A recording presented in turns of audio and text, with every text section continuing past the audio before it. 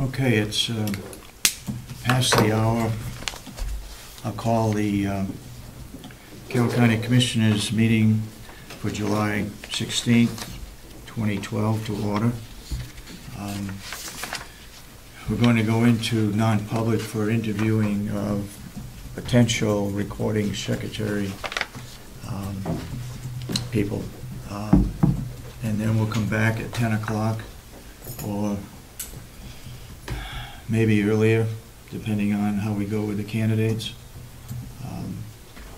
So at this point in time, I'd like to make a motion that we go into non-public for interviews for recording secretary under RSA 91A3 paragraph 2B. Good. Thank you. And that's for hiring a potential candidate. I make that a motion. Do I hear a second? Second. Can we have a roll call? Commissioner Sorensen? Yes. Commissioner Babson? Yes. Then so voted. So we're now in non-public. Okay, it's 10 o'clock, and even though our meeting was posted at 8:30, we got through that portion of the meeting early, but we held off until 10 a.m. for public input. So we're in public, and I would now ask for any public input. Mr. Cadelli. Thank you, Glenn Borelli. I was just wondering if you could give us a status update on the financial statement preparations and audits that are ongoing. Yeah, I'll let Commissioner Babson answer that. I would suggest you contact Representative Umberger. I've sent her an update the last 3 days in a row at about 9:30 in the morning with the update, and she has all the information, and I've asked her to send it out to you people, and to date she hasn't, so there must be a reason for not doing that. Well, maybe you could just go over that briefly, because a lot of people who might be watching this don't have correspondence regularly with Representative Umberger. Well, perhaps they should, but anyway, it appears that whatever information that adjustments that had to be made, Bulio has supplied the information, has been supplied the information by the nursing home and the jail, and it should that should end the questions, and Mason and Rich at this point should be able to make their adjustments for 2010. Can I also? And if further, you have further? Go ahead. Just a follow-up. Has the jail audit been complete? No. That's ongoing? Yes. Anybody else, public input? Can I comment? One of the things they wanted, Representative, was the final figure. I believe it was for, I forget now whether it was 2010 or 2009, and that was supplied to them. But that's for their own auditing of the whole complex, not the audit for the jail. Can I add a comment on his question? Your question was a follow-up about the audit. I did follow up with Mr. Beaulieu. I asked him about the engagement agreements, because remember last week we didn't have 2013, the audit agreement, and we didn't have the 2012, the financial statements. He said he did have an engagement letter for the 2012 statements. He does not have anything yet from the audit of 2013. He was going to send it out, but when I called him on a Tuesday and I told him I don't believe that the audits were done for 2010, he came the next day to the county and came to ask information, and he wanted to see that. And then he said, yes, it was not done, because at that time I already had information from DRA and asked them if they had any information for me, and he said they don't believe it was done. And I also had information from Mason and Rich. They repeatedly told me that it was not done, but the county said it was done. So I called him on a Tuesday, and the next day he was here. So instead of sending the engagement letter for the audit of 2013, he sent in from 2010 because he wanted it done first before he's moving forward. Any other public? Yes, go ahead. How are we doing today? How are we doing today? Words for thought, just hypothetically, in order to balance a budget, maybe it's best not to have any money at all. We'll soon find out if a check bounced. Every year, we submit a budget, and every year, if there's money left over from that budget, the delegation puts that money towards reducing taxes for the following year. Understood. And I believe we are, At any given point, do you actually know how much you have to work with? Just a question. well, we'll surely find out from the audit, but we always have had roughly $2 million in surplus that we have kept in case of some kind of an emergency, a fire or a building or whatever.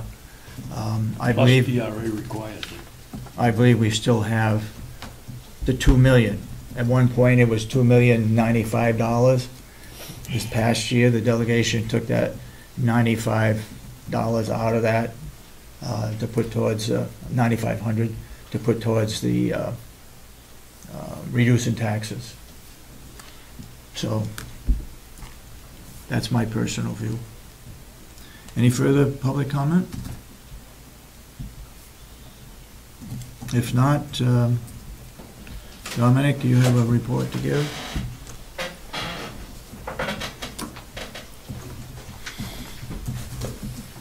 Good morning. News on the canine front. As of the last time I spoke with you, we have changed canine handlers. The new canine handler will be Deputy Steve Rowe. And George Stevens will be put back into deputy status as far as working the road. Okay. And we also have a new canine. This is the third one? This is the third one. The name is Charlie, and it's a 23-month-old Belgian Malinois. It's obedient trained, and has begun training for drug detection and tracking as of Monday. This combination seems to be a definite benefit and is working good, even though it's only been this first week. So the trainer is happy with the situation at this point. Awesome. Who was the previous trainer? George Stevens. George Stevens. Okay. Handler. Handler. Not trainer. Yeah. What kind of a dog is it? I'm sorry. It's a Belgian Malinois. It's spelled out. Yep. M-A-N-M-A-L-I. Okay, all right. Go ahead, Commissioner. Thank you. Sheriff, the first dog was the one that The shepherd. Yep. took a bite out of somebody. And then 2 weeks ago, the gentleman here was from Florida, was training a new yellow lab. What happened to the Yes. yellow lab? Uh, Did the other leg? No, the tracking progress on as far as picking up tracking training was a lot slower than he had hoped or wished. Okay. It was any previous training it lived with a couple for 18 months, so it's kind of diminished its ability to work. have that hunt drive. Yep. And it's if it didn't see it drop, then it had a hard time tracking. So where did this new dog come from? this came from Maine. Coastal Canine is the organization that had this dog, and in fact the representatives or the owners of that canine place are coming Friday to observe the dog and see how we're doing and everything else. So they're going to do their own follow-up with it. Are they a rescue or are they a breeder? No, or they breed and train, and they have multiple dogs, to include the parents of this dog and brothers and sisters out in the police field working with high success. So we're feeling very good with this combination at this point. Let's talk about the money deal. Is this Is this a gift, or is this a grant, or No, is this? no, this is money where are that, we? this cost of this dog is being paid out of drug account fund, the Carroll County Drug Task Force, a portion of it, and we're doing fundraising to complete that money, so there is no county tax dollars or budget money coming out of this. Is any of this grant money? No. Okay, thank you. What happened to the yellow lab? Where does it go if it Yellow lab. failed here? No, we were fortunate. The couple that owned the yellow lab prior to that, we gave them a call, and they were willing to come back and pick it up and reimburse us for the cost that we had paid out for that. Good. So, Okay. Anything else you want to report on? nope. not this No? time. All right. Thank you very much for keeping us informed. Well, and actually, we will be attending Farm Day with the K-9. for a Okay, little Demo and meet and greet. good, good. Do you know if the town police departments are still using the old nursing home for training? As far as I know, they are. Yeah, they are. They are? Yeah. Okay. Once a week. Once a week? It appears, Okay. yeah.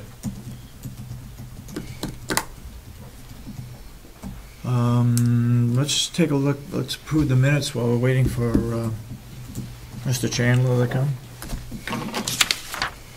Now, Monday, July 7th was put aside. It was tabled for, July 7th. yeah, it was tabled for,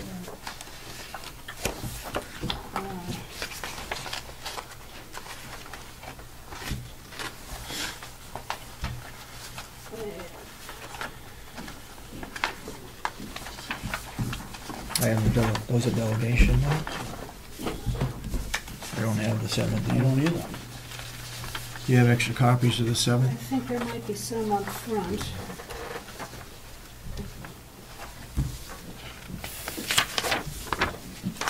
Commissioners agreed to table the consideration of July 7 minutes until they're able to look at the contract for the 2012 financial statements.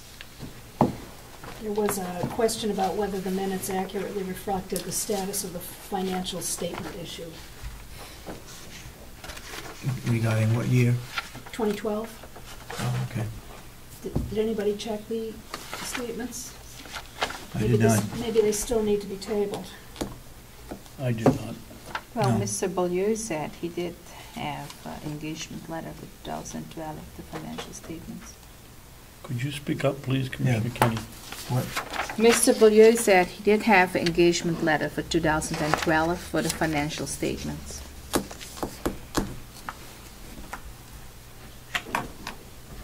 Those are non-public, correct? No, those are. No, those are public?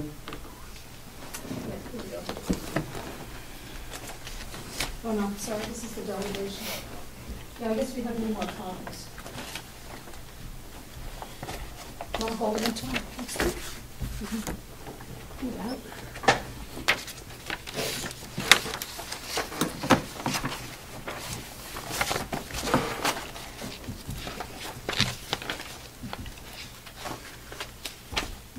There were none on the counter down there, so we either would have had to. I brought them all up. Okay, I got July 7th.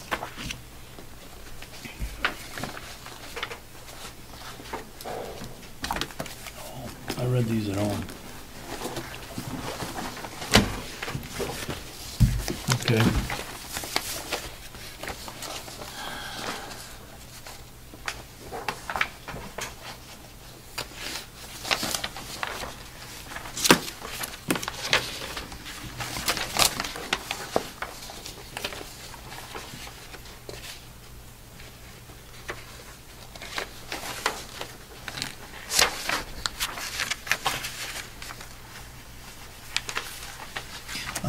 The question was regarding a financial statement for 2012. I think so, yes. Let's see.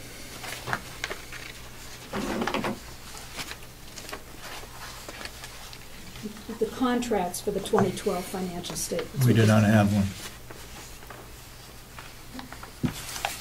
for 2012? For 2012, yep. Yeah, I asked him, he said there is one. He said there is one? Yeah, that is what they were just adding, public info. Do you have a copy of it? I don't. I asked him to send one. I just don't understand if there's one. The business office should have a copy. We have signed, we've signed the audit for 2012, but not the financials for 2012. He said he also have the financials. Well, I asked him to send it over. I didn't get it. I don't know if he sent it here to the business office. I don't have a copy of it. That's why I said that's all we have is the audit for 2012. We do not have the financial. Okay.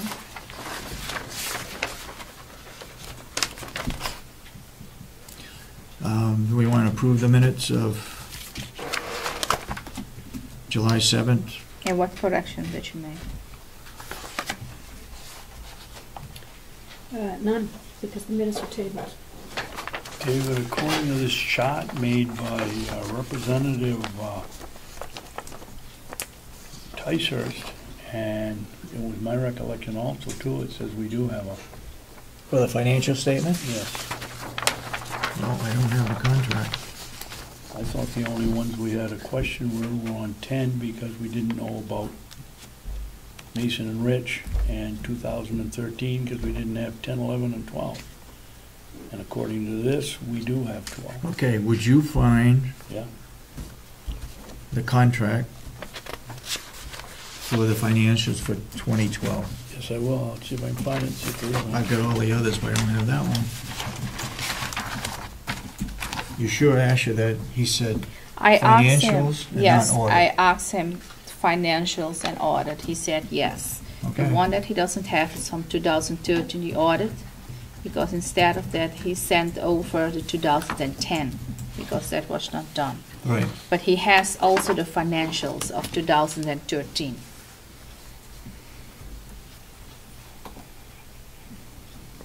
I have a copy of the 2013 Yeah,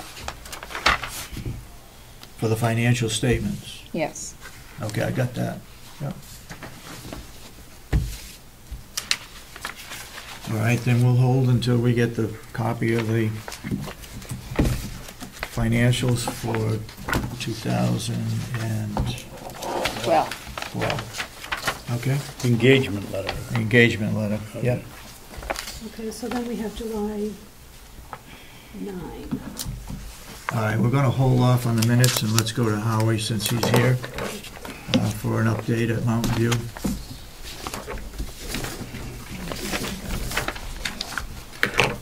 Good morning, Commissioners. Good morning. First of all, I want to thank Commissioner Babson and Commissioner Sorensen for coming to this morning's breakfast. The residents really enjoy that. Mhm. They see it as a sign of support, and the staff appreciate the interest, and it's well received, and your attendance is appreciated.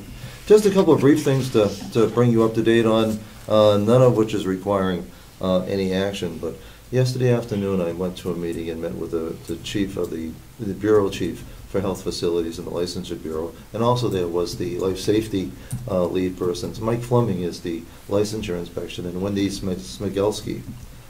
No help to you with spelling on that, so anything you want to spell with that will be fine. It was here, or you went? I went to the meeting. It was a meeting of the American College of Healthcare Administrators.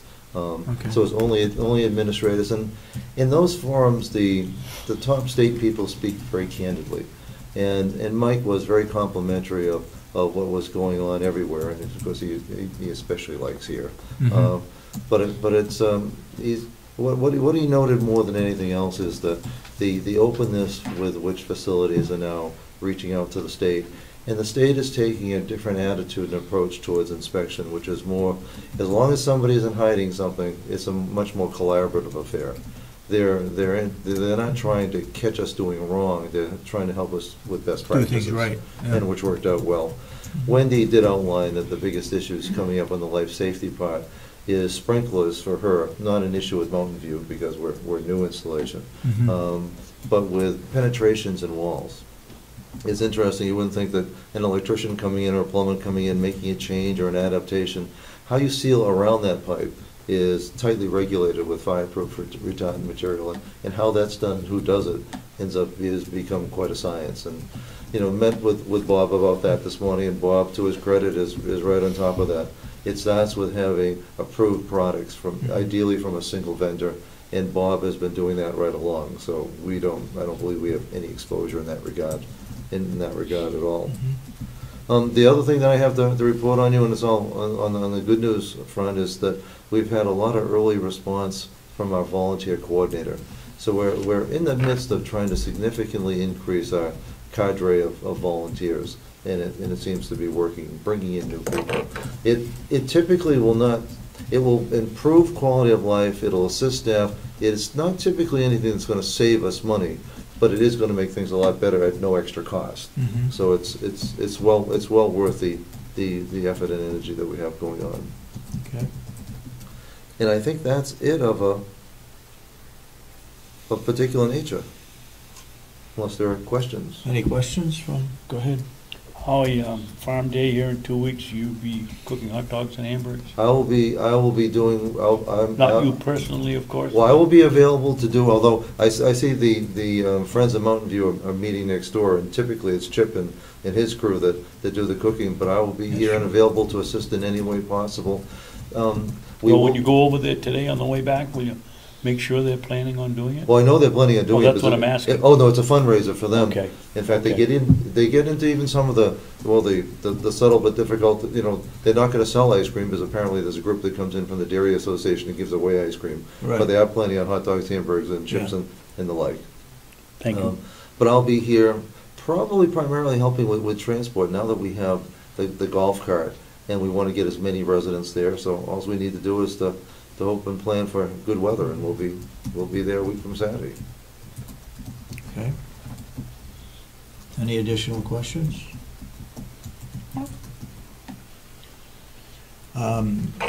Just another comment about the breakfast this morning. The staff there at Mountain View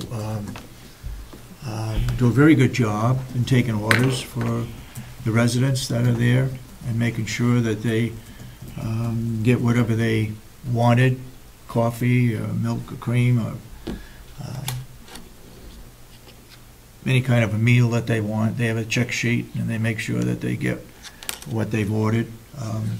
So it's a good sign that they are doing a good job for the residents. And it's staff from all departments. I mean, it's wonderful to see the maintenance guys there, the housekeeping staff. It isn't just nursing and dining services. It's all hands on deck. Yeah. The other thing I'd like to report on, I had a contact with a person who is the executor of one of the residents, and he goes over to the nursing home periodically. He has great things to say about the staff, especially Lisa Mills, who he has direct contact with. He says she does an excellent job, and the person that he's responsible for likes what is happening there and is very pleased with the service that Mountain View is providing for this gentleman. So I just want to pass that on. But we do have a great staff. Lisa Mills, by the way, is the second floor nurse supervisor, and really has during the day, you know, primary responsibility for, you know, half our residents. Okay, go ahead.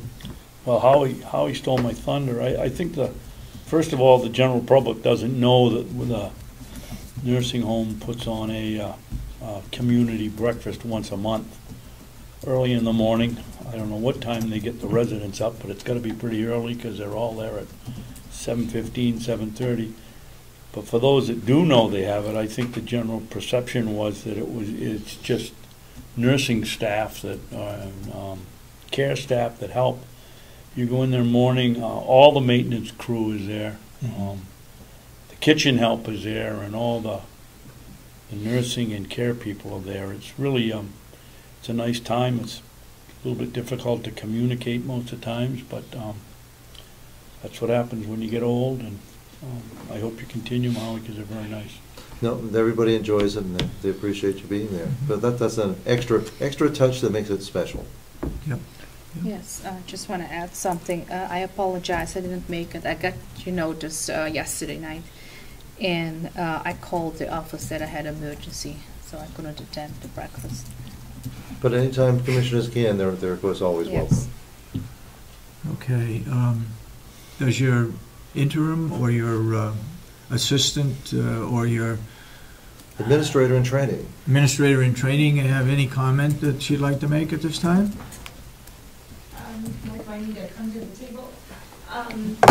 I had done a resident satisfaction survey a while back and I sent it out to all the residents and family members and their guardians and whatnot, and I'd gotten a lot of feedback back, and all the information that I had received was all very overwhelming good praise for the facility, and I think that you as commissioners should know that the residents and their family members truly love being in that facility and love the staff and all the care and attention that they get there. So that information is posted in the facility itself in a glass enclosed bulletin board case with all the information about what questions I had asked and the responses.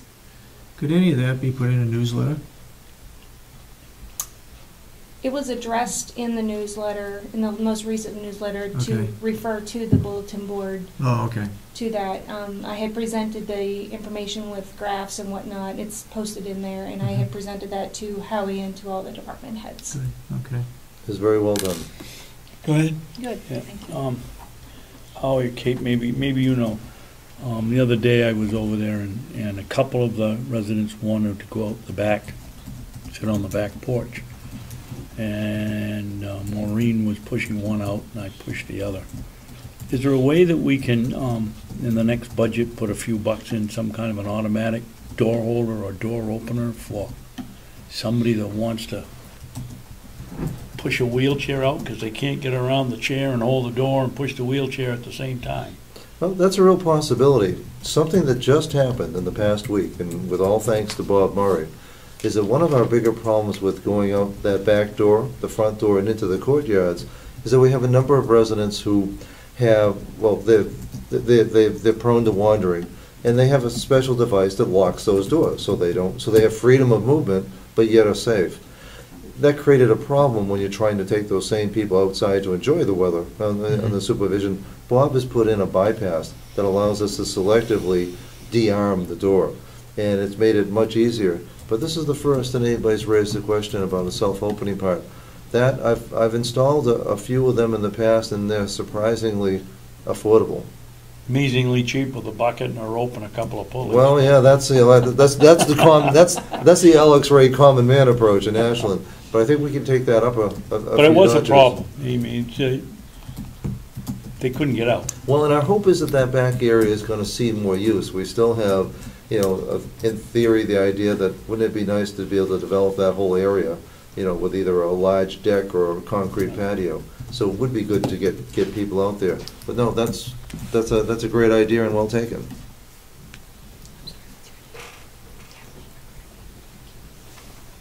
That is a good idea. Anything else? No? The Residents' Council, I don't hear anything about their meetings. They continue to meet periodically. Every month. Every month they do? Every month. Usually, well, it varies. It's pretty much up to the discretion of the president of the Resident Council. It used to be the third Thursday, but it does seem to vary some depending on what activities are going on. Their comments are all positive. Do you get invited to attend, or does somebody take minutes for them? Well, they have, one of our activity assistants, typically Maureen, takes minutes. Yeah. I attend whenever they schedule. They oftentimes will schedule it on times when there's either the affiliates meeting or the other meeting of the executive board of the Association of Counties.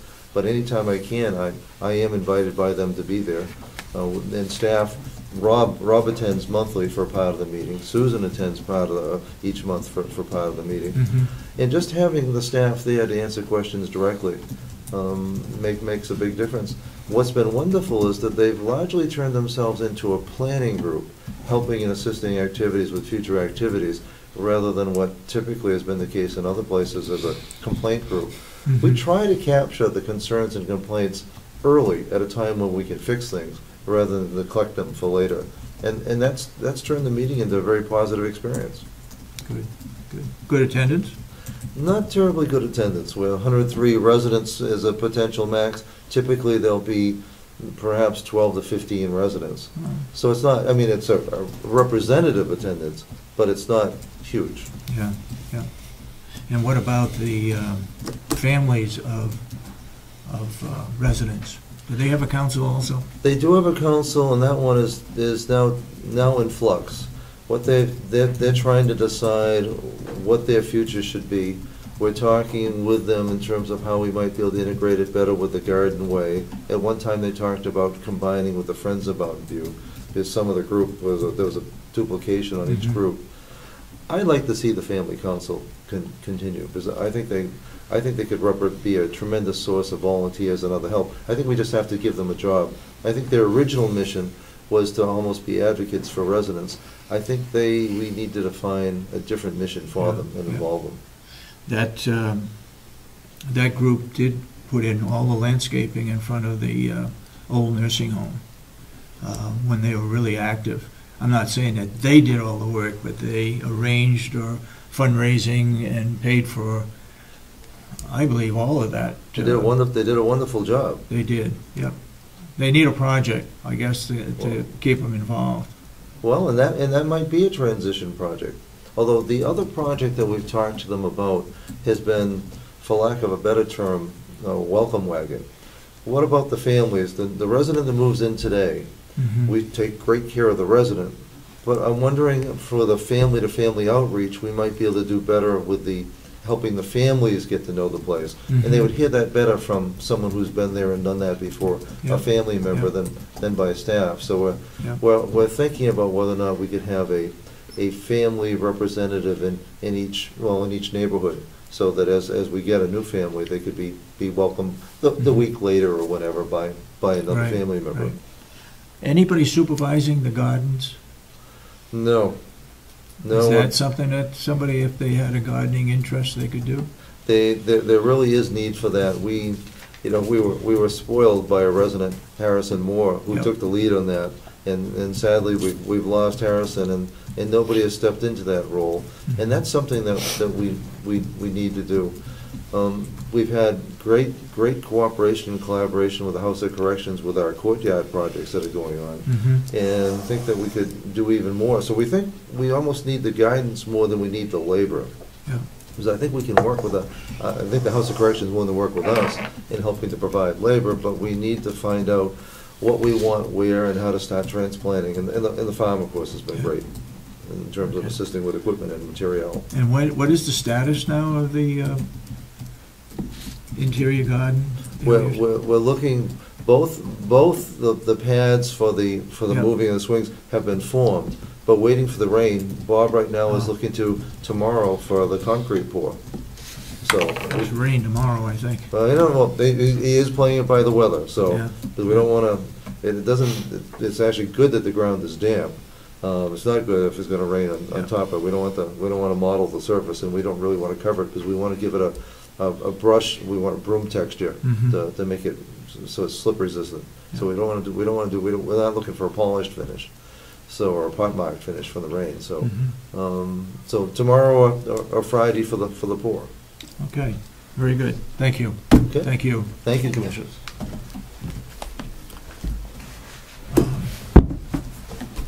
Superintendent, acting interim superintendent, Jason Henry.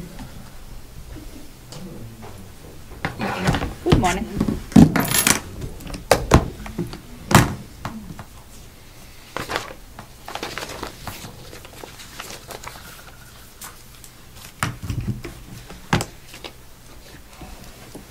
Thank you.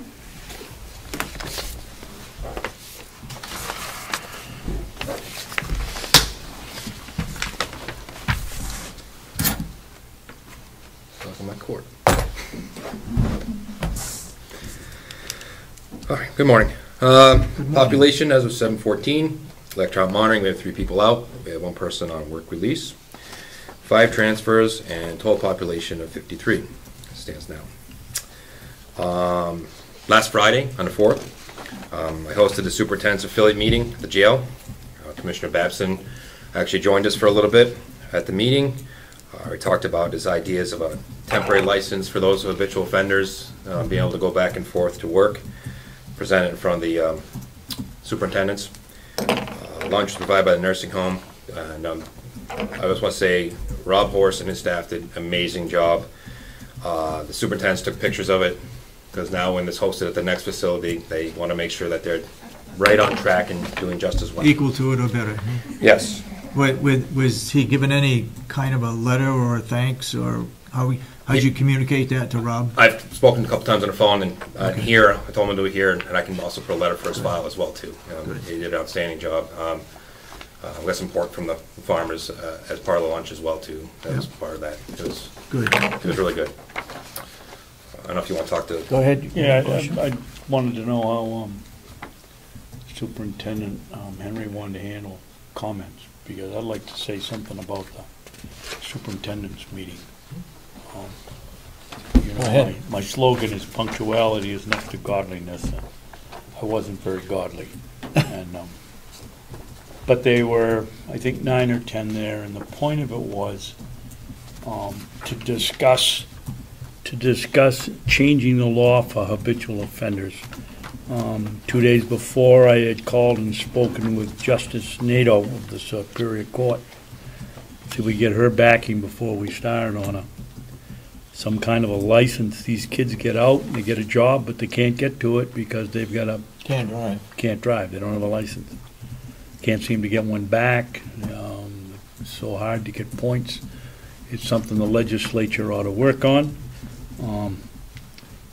I suggested a probationary license. So you get to be at work at 8. You can drive from 7:30 to 8 and get out at 4. You can drive from 4 to 4:30, and if you get caught, that's your last chance. Maybe state prison at that point would be a good remedy. I was surprised at the superintendent's response, and I've already talked to Jason because we went somewhere else to talk about the same week. They seem to consider themselves at the bottom of the food chain, and it's really the state police, local police, county attorneys, everybody. It almost looked like everybody but the superintendents were interested. And they all seemed to agree that it was a stupid law, especially the comments came from rural superintendents where, unlike Hillsborough, where they get out of downtown Manchester and they can walk to work, you can't do that here. And I had hoped for a little stronger commitment from these people, and I was kind of disappointed that I didn't get it. And they all have their good reasons. It's an uphill battle for the superintendents because it's going to start with the courts, legislature, convincing the police. By the time you get habitual offender, you've already done a lot to get habitual offender. You've been told not to drive, and you continue to drive. Yeah. So on our end, we're at the last result, tail end of it. You're now coming to us because you couldn't follow these things. So it is an uphill battle to start with legislature and the law enforcement community to work your way to getting this type of license. Is what the superintendent. Since you brought this up, have you written anything to our delegation members about changing that law? I've talked to a few, but I haven't written anything.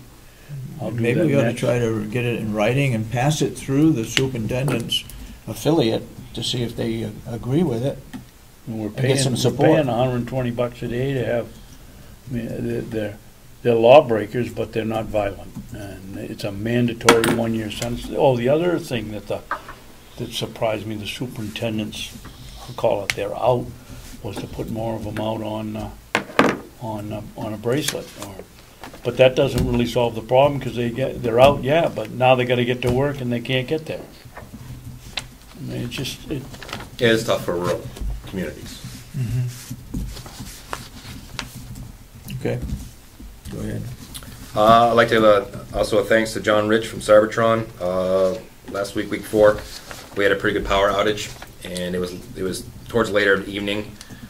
I was on the phone with him. The captain was on the phone with him, and John ended up coming up at 9:29. Last time on the phone with him, on a 40-minute ride. He was going to have to head up So after 10 o'clock, he was over fixing the jail so we could get back our management system and do what we need to do. So I want to thank him as well, too, for coming out late at night. What caused the power outage, do you know? It was bad storms. It was when I believe the hospital, the nursing home lost theirs as well, too. Oh, okay. But it affected some of our systems that we needed. And he got it back up and running. Last week, I had an inspection by the commissioners. I was just wondering how the report came out, and if there's things that the jail can work on, or... Oh, yes. Last week I did do the jail inspections. I just wrote up a draft because I read your being on the agenda, giving an update about the jail. You were giving an update. About the jail, yes. I'm giving updates about the jail, yeah. I'm just... Yeah, about what was going on, and you said I had to talk to Joe. Was it Joe Boy? Oh, for the roof. Because, yeah, there was a roof issue. Okay. So I was waiting for that. Okay. Did you do a written report? I have a draft. He said he was going to ask Joe Boy. There was like an issue going on. If you wanted Joe Boy to talk more about the roof. And he was going to show me. There was an issue going on in the jail. Okay, so you're going to finish the written report. A copy goes to the jail and a copy goes to the AG office. Attorney General's office? A copy to the business office. Okay. Yep. On the 14th, Commissioner Babson and myself went to the Rotary Club in Ossipee. We were the speakers for the evening, basically telling about the Rotary Club. Let me know that these offenders are going back out into the community, that they're going back out in the community, basically, and looking to open doors for them, looking to businesses that be willing to give people a shot, again, because they need that work in order to maybe move out of the places where they live or better environment. Also asking them for what kind of supports they could give, even in the community itself, and using their connections. They seemed very engaged. They had a lot of good questions about how things were done. There was a retired police officer that was there from downstate, which was good. He let them know that these are not your state prison offenders. Mm-hmm. These are your local. Most of them are young, made mistakes, and go back to community. Don't get me wrong, we have some ones that are bad, but working with the community, and Sergeant Phillips is doing a lot of programs in the community, and let me know what our availability is for that. But they seemed very engaged and very much a lot of good questions, and I can let Commissioner Babson talk about that. I agree with Jason. I think the one thing that struck me is how interested they were in the whole program. It was an eye-opener to me.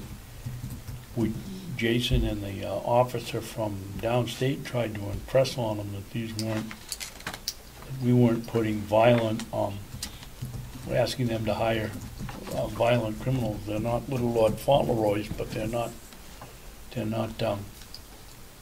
violent, and that they need a chance and they need the support to change their life. And they were really interested, and I think they talked about hiring them to, I don't know whether hiring the best word, but having them come do projects for the Rotary. And I can't remember her name, one of the ladies. It's already been set up for the fall. Going to be helping do the free library signs and putting some of those things in. That was been set up. She's spoken to Sergeant Phillips, and that's it has already. Yeah, it's a project to be done in the fall. They're not ready for it, but so I can't remember her name, but she spoke about projects that's going to be happening. That's one of them through there that's already being set up or has been set up.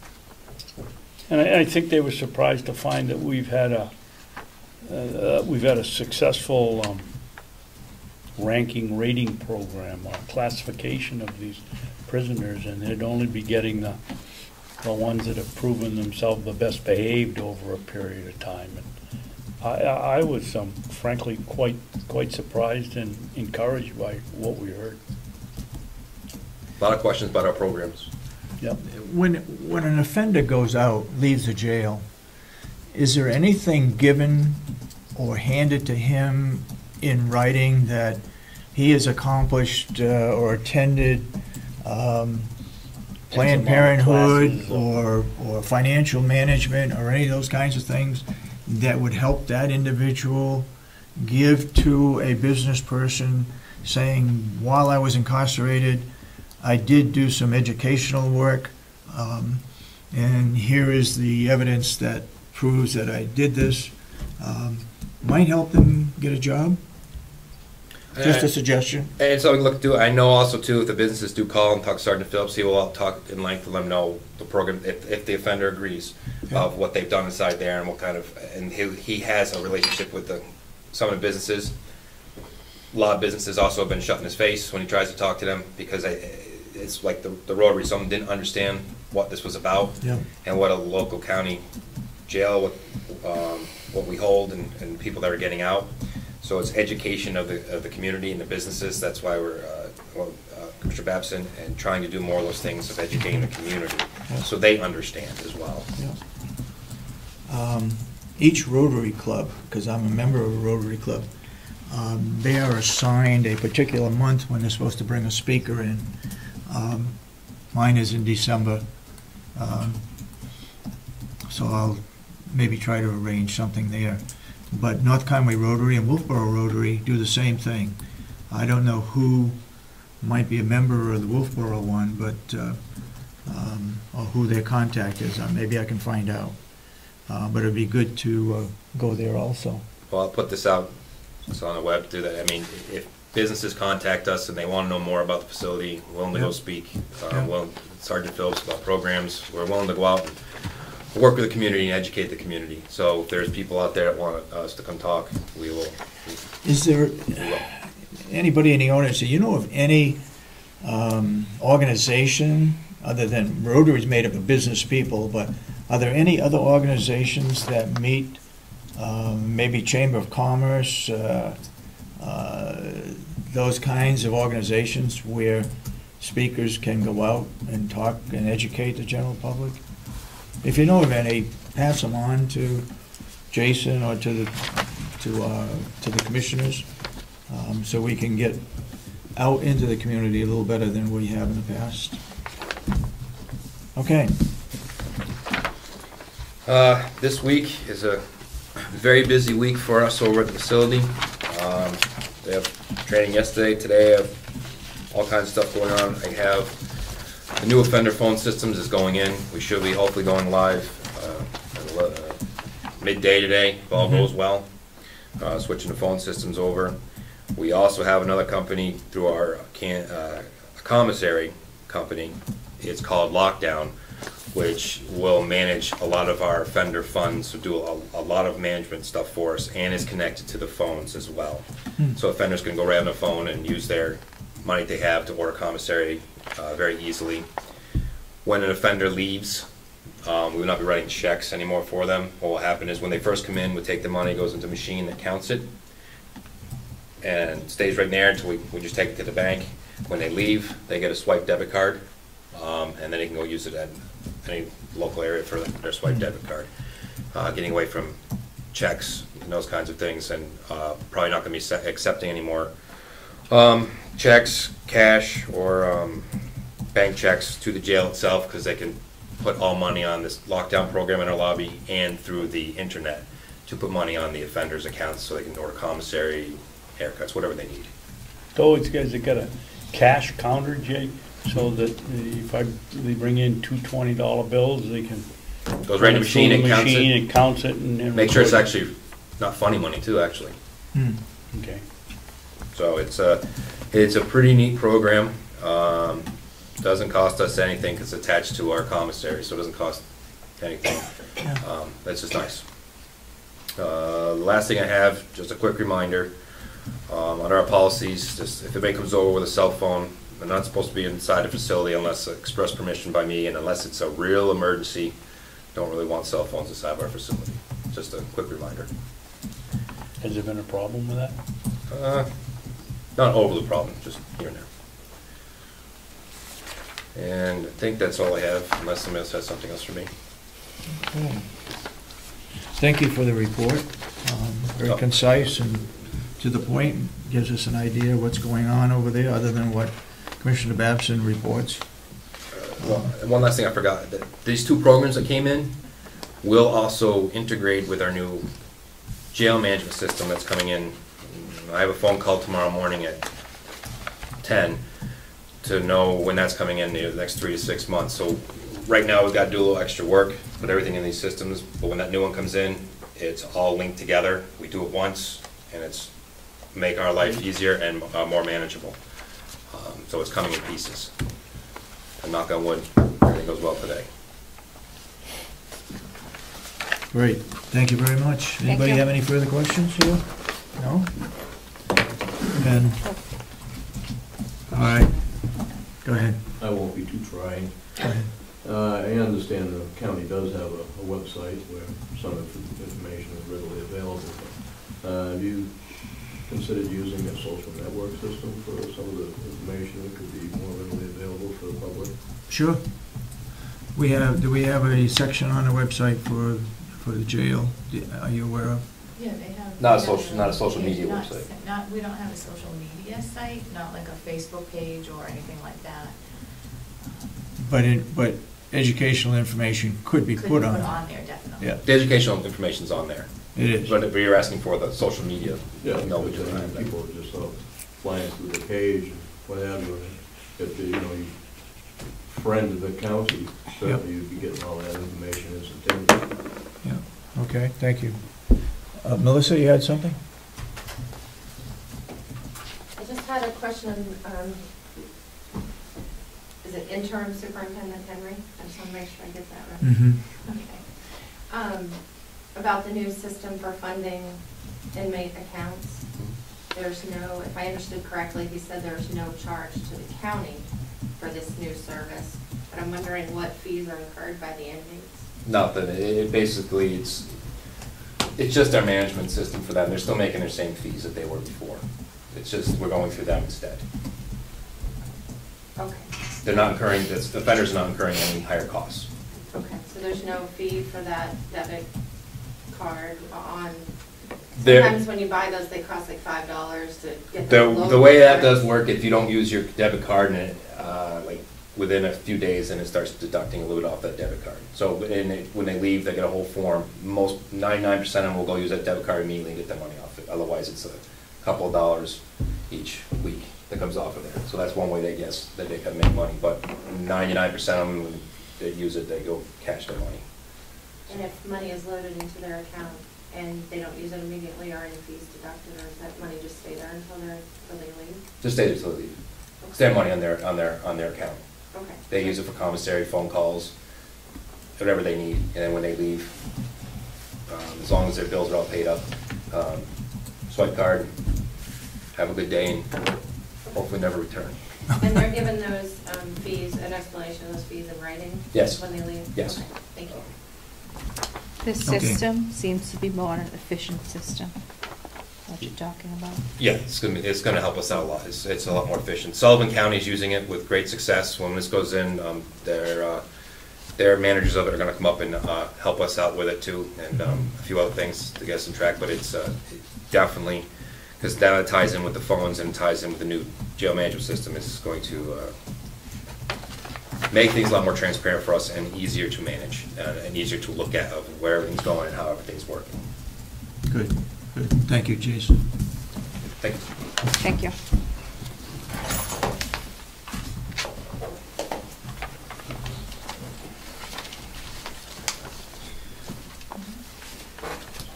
Bob Murray wasn't on there, but did you see him on there? No, but he should be. Bob, you got something to report to us, right?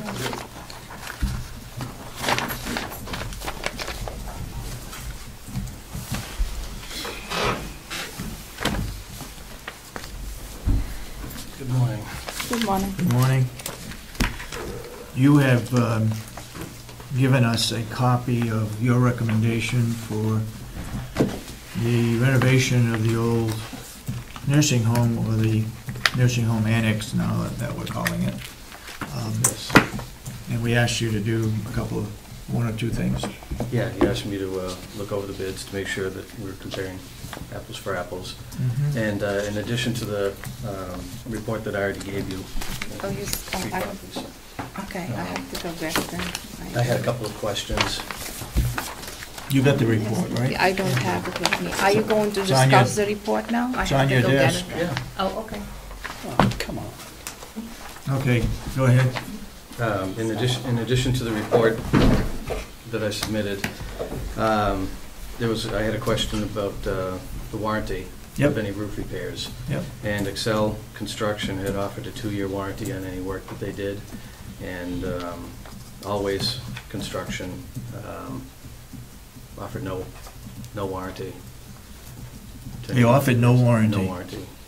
I thought, I talked with this one, I thought they were going to email you something. He did, and I got it this morning. Oh, you got it? And they said no? I got it at 7:26 this morning, and based on the building's age and considering it has 2 roofs, repairing the penetrations would not guarantee all leaks. Okay. Simple statement. I know they had done some work for the county before, when they took down the jail. Yeah, they did a very good job, too. Yeah, Yep. I'm sure they did, but after reviewing both of these bids, I have to recommend Excel Construction Management for the work. Mhm. I agree with you, Bob. I spent a good deal of time here the other day going over these. First of all, the very first thing from Always Wrecking, demolition of 1 or 2 wings, a subsequent new exterior wall refill, $244,000. Now, anybody quoting that would know you'd either quote 1 wing or you'd quote 2 wings. That's It wouldn't be, we could literally take this bid and go back and say, okay, we want them both taken down for $244,000. Yeah, there wasn't a lot of thought put into it. I think a very important, or to me is important, is the gentleman from Excel actually was a foreman or worked here when they put the addition on the new nursing home, so he's familiar with it. If you go over his, I called him up and asked him why there was, why there didn't seem to be any demolitions on his list of references. They're all construction jobs. He said, well, we're a general contractor and we lease out this work, and so it wouldn't show. And then I forget what else I did, but he proves to have a very, very, very good track record. And I certainly would support. Well, when you through adding in $112,000 for a second building, another $10,000 to seed. Always didn't quote whether when they were done, whether they seeded it or not. And they wanted $5,000 a wing to seed it. Yeah.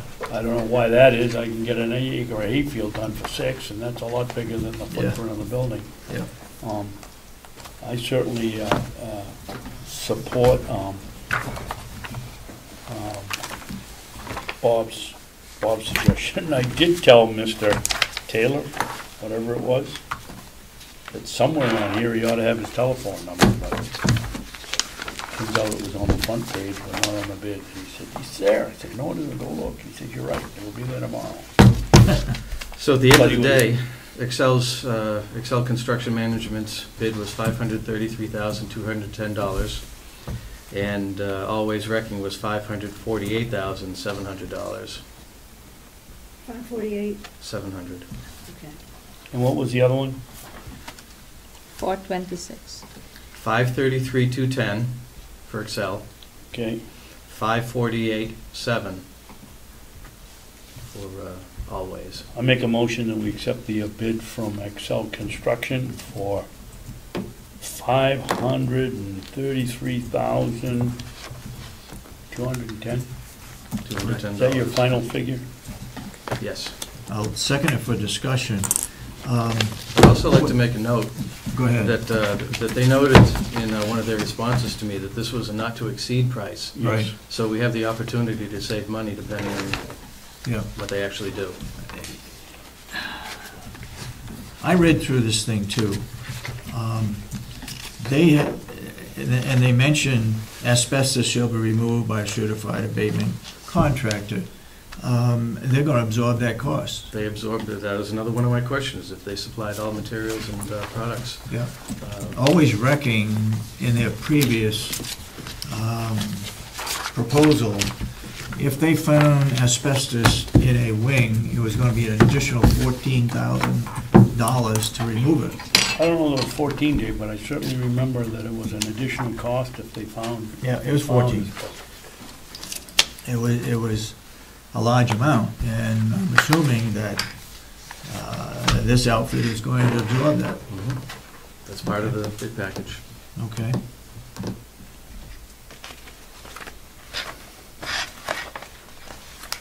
Any further discussion on selecting Excel Construction out of Newfields, New Hampshire, for a total of $533,210?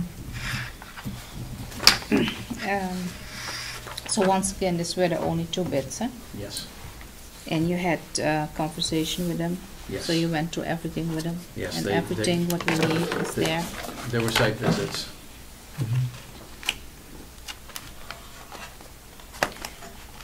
The design on the laundry, they saw that design and they agreed with that, Yes, the way it was set up? Yes. Okay. About the roof, they just going to fix the roof, correct? They're gonna give the roof a once-over with a fine-tooth comb and fix anything that's damaged, any potential for leaks, And then give us a 2-year and give us a warranty. 2-year guarantee. So we get some warranty on that. And I'm sure they can't, the roof gets shoveled occasionally, and I'm sure they can't guarantee that it won't get damaged by shovels or people stepping on it, but aside of that, the work that they do will be guaranteed. Well, he makes it pretty clear, 2-year warranty on the rework of the roof, fasteners, trims, etc.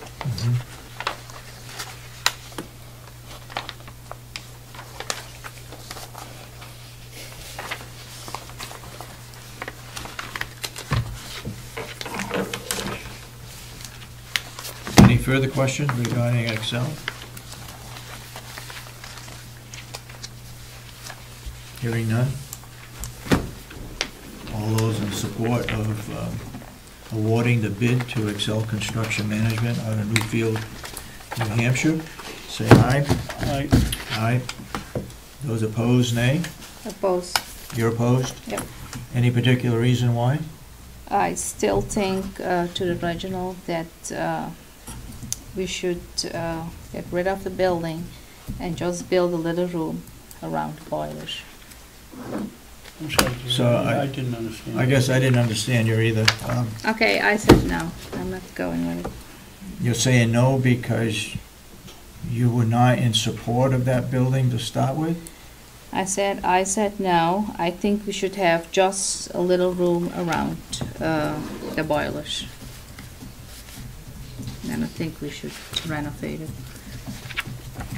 That's it. I have no more comments. No. Go ahead, Commissioner. I'll try, Commissioner, because you are part of this board, and we're trying to figure out what's going on here. So you would like us to take down all the building with the exception around the boiler and the laundry room? That I would be just your vote, approach? Commissioner Babson, I vote no. Thank you. Well, Thank you for the informative answer. Take the vote. We took it. we did. 2 to 1.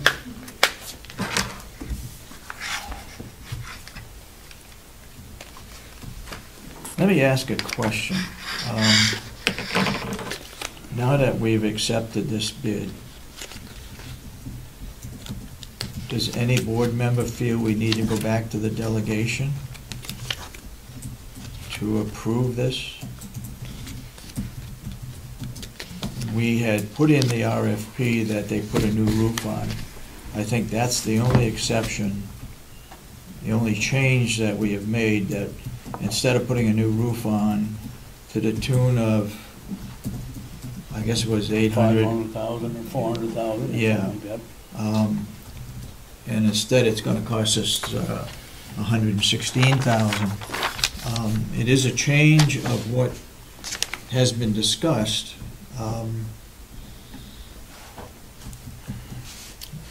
And in both cases, both people who put bids in said that the roof did not need to be torn off and a new roof put on. They said it could be fixed and patched and so forth.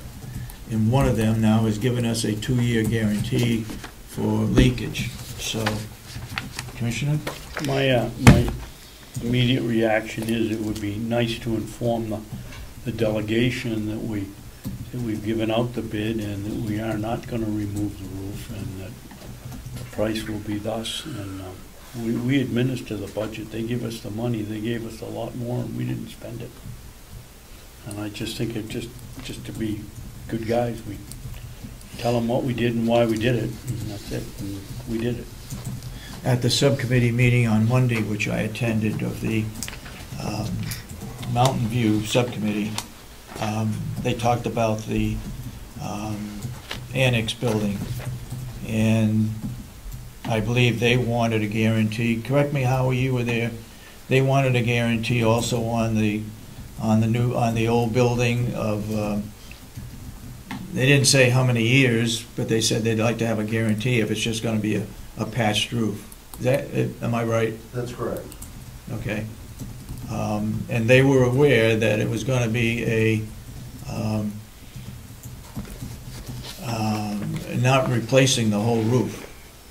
That was pretty clear, I think, at the subcommittee meeting. They didn't seem to object to that. They just wanted to make sure that there was some kind of a guarantee that it would not leak. Their concern seemed to be sure that it was 2 wings and not 1 wing. That was their primary concern.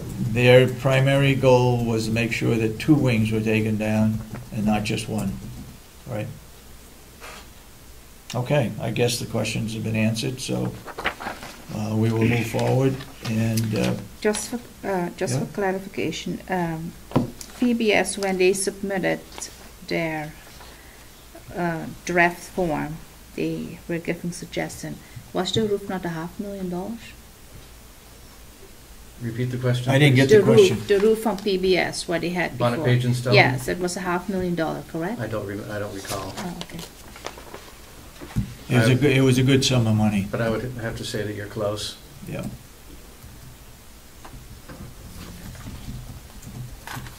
It's up there somewhere, because when the money was left over to renovate for the cooperative extension, there wasn't enough to do it because the money had gone into the roof. Yeah.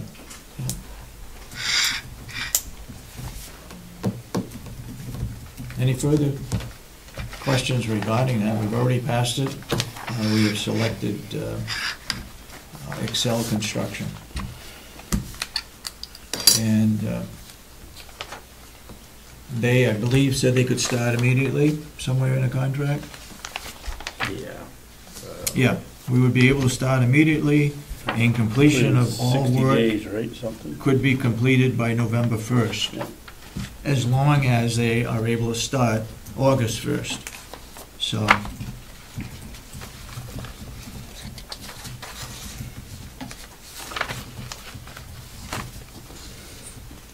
it's been done.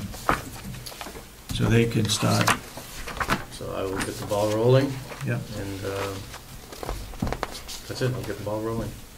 Okay. Good.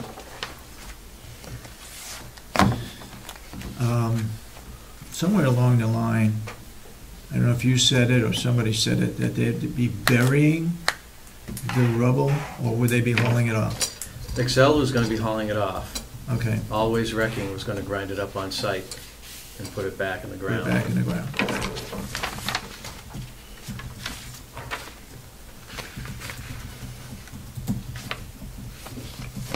Okay. I guess I have no further questions, so thank you, Bob. Okay. Thank You you. got anything else? No? Commissioner Babson, did you relate to Bob what you talked with the superintendent or the director of the nursing home regarding the door opening? Oh, I suggested the other day when I was over there, there were 2 people. Maureen was pushing one, and there was another lady there trying to get out the door to go out and sit on the porch. And I suggested to Howie that you folks look at some way next year in the budget that might be an automatic door button or something that somebody from the inside can push to have the door open up so they can push out, because they can't reach around and open the door and push the sick person in the wheelchair at the same time. We're always exploring ways to improve that front door system. But our emphasis has to be on resident safety and security I understand. at the price of convenience. But we are always looking at ways to make it more convenient, keeping safety and security in check. Ongoing project. Okay. Okay, thank you, Bob. It just looked, it just seemed to me to be difficult for It can become Maureen some. pushing out the people. Yes. Thank you. So it's up to you now to clean out those rooms. We'll get it done. Thank you. Did we get any bids in for refurbishing it for the probate? Not that I know of yet. Was there a deadline? Yeah, but I don't think it's come up yet. I think it was July 16th or something tomorrow. July Maybe 16th today. or July 25th? July 25th. It was what? July 16th or July 25th? July Either 16th? today or next week, I think which. We had people call that were interested, but we haven't had No official written bid. bids. Okay. Next item on the agenda is policy and procedures.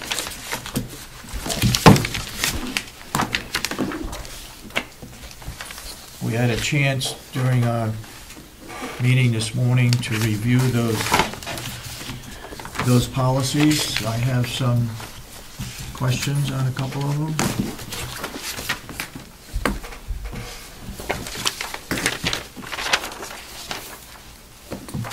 Which one are we starting with? All right, let's start with the time off request form. Okay. Somewhere in there, you got employee signature, supervisor signature, department, and facility head. Why not have a commissioner in there to approve a leave, a Basically, vacation? basically whomever reports to you, so the finance director, myself, anyone who reports to you, that would be your signature because you're our supervisors.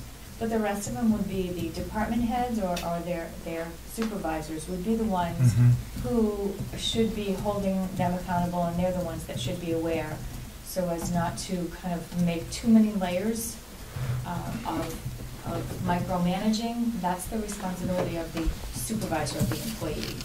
So that signature for those people who report to you would be Okay. their supervisor. So in essence, it is their yes. Is there a date by which they should submit this form? Can they do it the day before they leave, or a week before, or 2 weeks before, or a year before?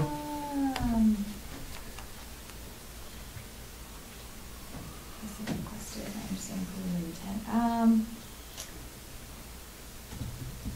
No, that's not identified in here. I know that contractually with some of the collective bargaining agreements, they have some limitations as to when they're able to request vacation. Yeah, that's right. Yeah. But for a personal day, a bereavement day, a vacation day, it would be according to the department and what their supervisors request. Do we have in here that, what you just said, about union contract, bargaining unit? We have to follow that before we can do anything else. So maybe that ought to be a little thing in red also. Please that we, refer to your collective bargaining agreement. Those that are in the union would abide by that contract. That's why these are in draft.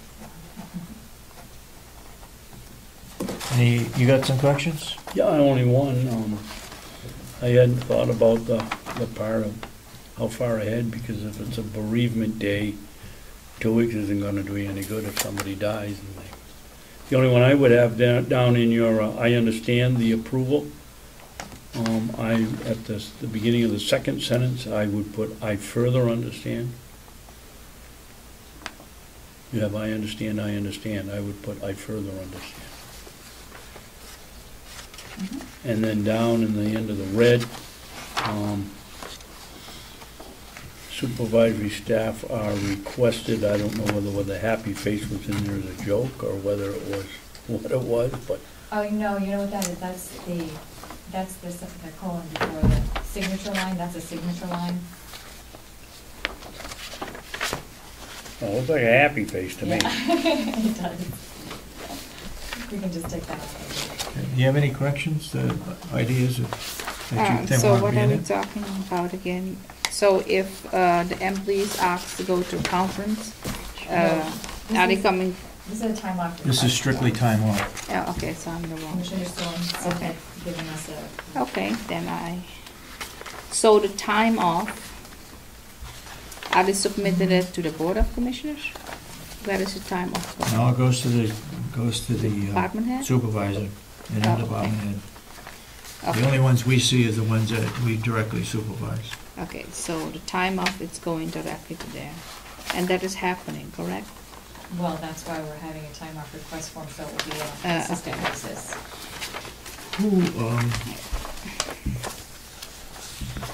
The other thing that I had in my draft was what time off they had coming to them. How much time they have. Yeah. And that would be the responsibility of the department heads to, because a lot of the employees don't know exactly how much time they have. But they should know. Well, That's what I was getting at, it's that's why I on- put it in there. It's on their checks, but then if they've used it, it's not reflected as a correct amount. So the department heads usually can request, for example, the nursing home does request an accrual sheet from Kathy Gary as to how much time they have every so often, so they can keep a fairly close track on how Okay. much they have. And it is said in the personnel policy as well as I believe the collective bargaining agreements that they are not supposed to go in red. They're not supposed to take time off that they don't have. So. That is a little bit confusing. They need to know how much time they have, because if they submit a form and taking time off and they don't even have this time. So it is important. And the chrono system, they are using a chrono system. Is a chrono system not providing that information? It that is, they but we slide have in? not done an accruals dump that needs to be done, that the Kronos is working on and Deb and Kathy are working on that, so that we make sure that everything transfers over and is all accurate, but that does still need to be done. So right now Kathy has the accurate amounts in ACS. So we do have to do that. They're fairly accurate, but not totally, so that is still an ongoing. Okay, then would it be reasonable to say that they should put a request in at least a week before? At least a week before, yeah. Because by then you would absolutely know what your appropriate accruals are. Right. All right, so you want to add that to that? Any further? No, that's fine.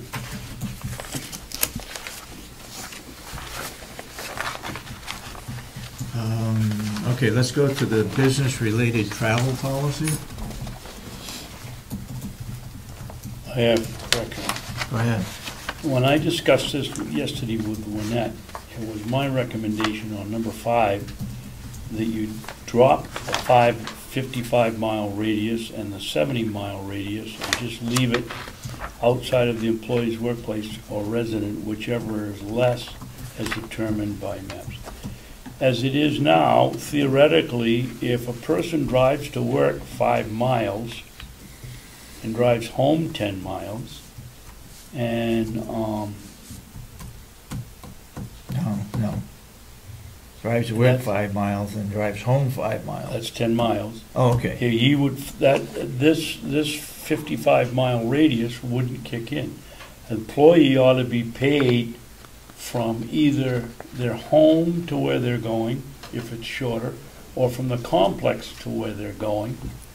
Depending on, if they weren't going to this conference, they'd be coming to work here. So it's fair to assume, I think, that they should pay for their own transportation, at least to getting to here, unless they're at a distance shorter between here and where they're going, like Dover. Somebody lives in Wakefield, you don't want them putting in mileage from here if they're already there. So it would be Actual mileage. actual miles, so Yeah. it would be whichever is less. I don't see why the 55, and you said you had some reason for it, and 70 on the other one. I'd like to know why. So on the local or same-day travel, the 70 miles from the employee's workplace or the residence, whichever is less determined by MapQuest. So we would not pay them all the way from the county to Dover. If they lived in Wakefield, we would only pay them from Wakefield to Dover on both of those situations. So It says here, or travel to a single-day event more than 70 miles from the employee's workplace. So they have to go at least 71 miles to get paid. or residents, so whichever is less. I think he's talking about mileage, paid the figure mileage, that's sent me. yes. And no, they will get paid if, for the mileage 70 miles or less, because in order for them, and I think this kind of identifies one of the questions you had about a person traveling 2.5 miles, 2.5 hours each day. We would prefer that for the safety and well-being of our employees, if they are going to travel more than 70 miles, that they make that be a 1 day, or more than 55 miles, multiple day, that they make that be an overnight stay. So if they have to travel more than that, that they incorporate that into a stay. Well, that's not how I read this here. Travel to a single-day event more than 70 miles from the employee's workplace, then they will be able to collect mileage. Or the employee's resident. It doesn't say or 70 miles from the employee's resident. Or you take it out of there and it's perfectly correct. Travel to a single-day event from the employee's workplace or the employee's residence, whichever is shorter. So we really prefer them to travel whatever they want to travel for a single-day event, so we would want them to travel. Well, that doesn't make sense, wouldn't it? If you were going to Portsmouth for a conference and you lived in Wakefield, you wouldn't turn around and drive up here to Ossipee, punch your ticket, and get back in the car and drive to Portsmouth. That just doesn't make common sense. You get in your car in Wakefield and you drive and you go to Portsmouth. Which you would get paid from your residence to Portsmouth. Not here, not according to this. If it were over 70 miles, you would. But if it was less than 70 miles, which probably it is from Wakefield, you wouldn't get paid. Yeah, I see what he's saying, yeah. All right, we'll work on the language for that, those two. I understand what you're saying. Other than that, it's fine. Yeah, but also we need Oh, to no. see where we traveling from. If it is something that maybe start 9 or 10 o'clock, you probably will travel from your residence. If something start in the afternoon, maybe they're coming here to the county at work, and then maybe from the county they go into that place what is maybe closer to your residence. But if you're working here like a half day and you're going You from would get here paid to the there, full amount From to here. travel, but only partial to get back to your home. All right, we'll work on the wording for that. And I actually did not have a chance to present these to all of the facility administrators for their input, Yeah. which is why they're drafts and a work in progress. So maybe they have some input as to those 2 points. The other correction I have, or a suggestion for change, I shouldn't say correction, is there ought to be something in here, and I have written, attendee must show proof of attendance at least 80% of the breakout sessions conducted each day. That's so we don't get people driving to these things, eating lunch and coming home and then putting in $100 requests for mileage. And that one will be on the reimbursement policy. Okay.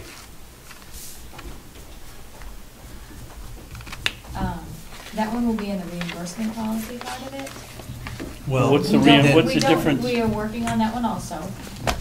What's the put in there that reference the reimbursement Yeah. policy. I would think it'd be just as easy to include it in here and in the other one. The reimbursement policy would be the one that is going to talk about if you go to a class and if you're taking a course and you're going to be reimbursed, or going to a class that is being paid for. That's why it would be in the reimbursement policy. I understand that, but what would be the harm? It definitely affects both of them. Why not putting it in here too? Person looking at this can say, well, geez, I just drove up there and ate lunch, I don't get paid. Again, time of application. But the employee also need to prove that it is a benefit for the county, this business related. It shouldn't be an employee, it should be anybody traveling, the commissioners, the employees, elected officials. I know that there was, I think there is a policy for the elected officials or commissioners that they're going out of state traveling. When they need to come, they need to have a report. And so we're chasing that now to in-state traveling. So what you could do is say this policy supersedes anything previous. Previous policy. But again, I think you need to have the timing of this application as to how long before the yeah. event takes place. And I would question number 5 on the second page. In most cases, you ask for a supervisor or head of department, but in this case, you're asking for the Board of Commissioners approval. Can you say a commissioner approval or approval by a commissioner versus a board? So which number are you? Number 5 on the second page. So supervisors shall be responsible for forwarding the attendance request to the department head facility for final approval. If the attendee is the department facility head, the attendance request notification shall be delivered to the Board of Commissioners. You would like to say a commissioner? That's my suggestion. What about, what's the point of the word delivered? I mean, are we approving them, or are we just finding out about it, or what's your goal here? It just says Well, delivered to the Board of Commissioners. No, I think it should be approved by a board, by a commissioner. I just don't understand, why would you have it approved by a commissioner? So you mean by one commissioner? By one commissioner. But yeah. one commissioner doesn't have any authority. You cannot do anything. But the supervisor has the authority to approve Yeah, anybody but you under said that. when it has to come, it needs to come by a commissioner, one commissioner. It needs to come by the board. Well, that's your opinion, my opinion is one commissioner. No, that is the law. The commissioner doesn't have any authority. You get authority from me if I vote, if I say yes. You cannot do anything by yourself, like how it's been running forever with one commissioner. No, you can't. I don't agree with Commissioner Kenney's argument that it's a law, but I do agree with her, it should be the Board of Commissioners. Okay. It is the law, yeah, that the board are 3 commissioners, and they have to act and vote on Okay, everything. any other corrections or suggestions for improvement? So do you want to change the word on that in number 5? No. No, the attendance request notification shall be delivered. Approved rather than delivered? Approved by the Board of Directors. Approved. Commissioners.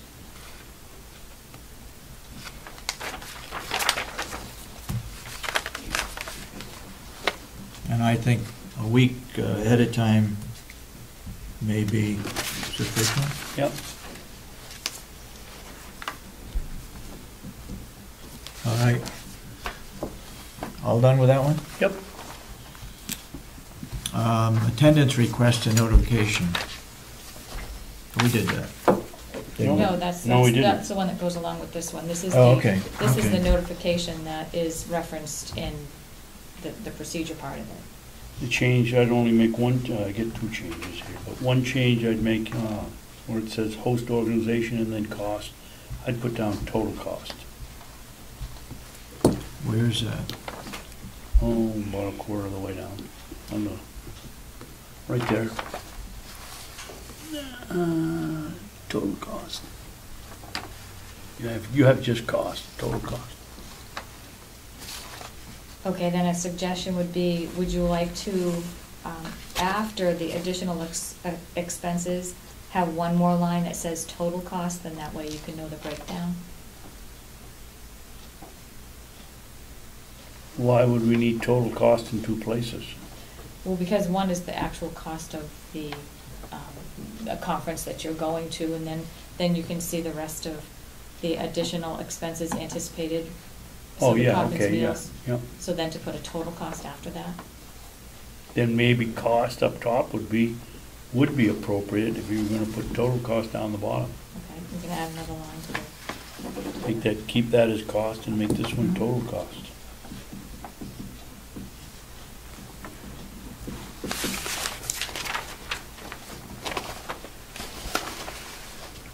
Again, under commissioners' approvals, we would sign it as a supervisor? Okay. Oh, yeah, this is the other one. when you get down here, the longer paragraph, travel by a member of the Board of Commissioners shall be approved by a public vote of at least 2/3 of the board as indicated. What happens if you take the vote on a day when there's only 2 people here? You're not gonna get 2/3. I would say a majority of the board. Well, Then if you have 2 people, you've got a majority. well, that's On the true. other hand, it's kind of a conflict of interest if you're the one taking the trip and voting whether you can go or not, especially if it's Hawaii. So once again, for the commission, is that now changing? Is it for any trip? Because there was always a talk about out-of-state traveling. So is this in-state traveling now? All travel. Okay, so it is changed now? Supersedes all previous.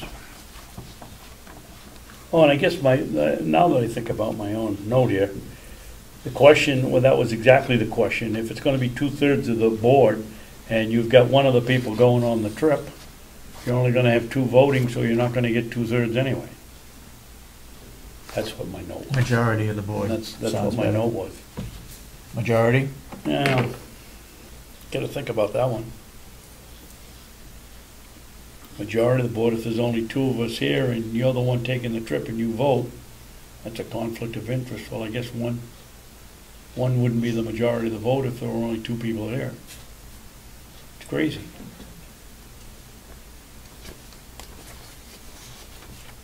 Or do you just wait till the following week to take the vote?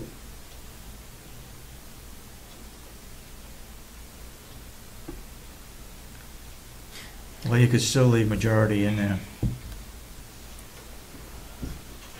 Majority, if there's 3 people here, it'd be 2/3. Yeah, but let's say there were 3 people there, and one of them is the person going on the trip, which would be definitely a conflict of interest in Yeah. voting, and you vote no, and Asha votes yes. It's not the majority.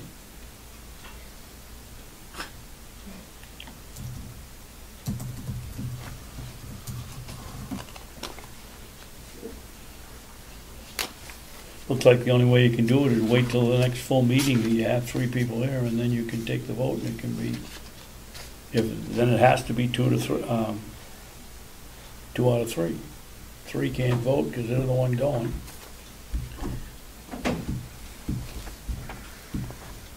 Why don't you say 2 members of the board?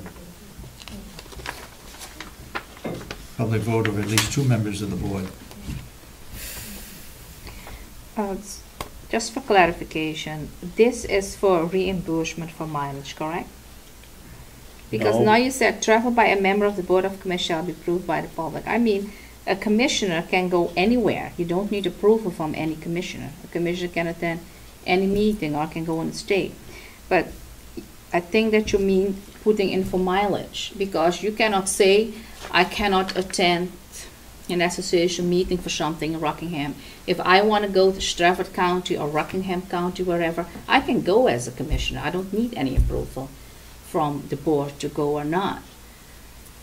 So your argument is whether you get, whether the So vote is I don't know I don't know why this is in, because any commissioner can go anywhere. You wouldn't get travel You to go don't. if it wasn't So approved. I think this has to do with like a reimbursement for travel, maybe for mileage, what you're talking about. Because the way it is worded, you travel and you need to have a 2/3 of the board vote. So Yeah. that means like everywhere you go, and you cannot do that. I mean, I think there's a case where commissioners can get invited to a lot of different events. And whether it's appropriate that they attend those events and get reimbursed for it, or to be then approved by the Board of Commissioners. yeah, I think it is maybe reimbursed, because I've been in those years to another of couple events what I didn't even put in, because you cannot say that I can attend or not. I mean, I can attend anything. Okay, your point's well taken. Go ahead, Commissioner Babson. Oh, I'll try again. Commissioner Kenney's point, I think, is that we can go anywhere we want. I think this sheet concerns ourselves whether we get reimbursed mileage or not, or if we have a ticket paid for or whatever. And that ought to be made clear in this sheet of what it is. Travel reimbursement of a member of the Board of Commissioners shall be approved by the public vote of at least the majority of the board. Is that right? Or we're talking about reimbursement? What are you talking about here? Is it, by the way she worded, she's not. She is talking about that we need approval to go to somewhere, to like conference or to another county, or, you know, if I want to look at another jail in Rockingham County, I don't think that I need approval to go. Any commissioner can go anytime. If another county said, hey, listen, do you want to come see how we're doing it here? I said, yes. I went many times to different places, and I didn't even put in for reimbursement. And other commissioners, when I talked to them, they say they travel and visit other counties, and they did get reimbursement. Travel reimbursement. But I never put it in. So I don't think that you can have something in and say that we need to have approval where we're going as a commissioner. So what is Ash's problem? We can go anywhere we want. Yeah. The question is whether we get paid for going or not. Yeah. So travel reimbursement. She needs to add clarify reimbursement that here. in there, and that would cover it. That right? it is maybe, you're talking maybe about approval if you get reimbursed for a trip or a visit. Would travel reimbursement answer the question?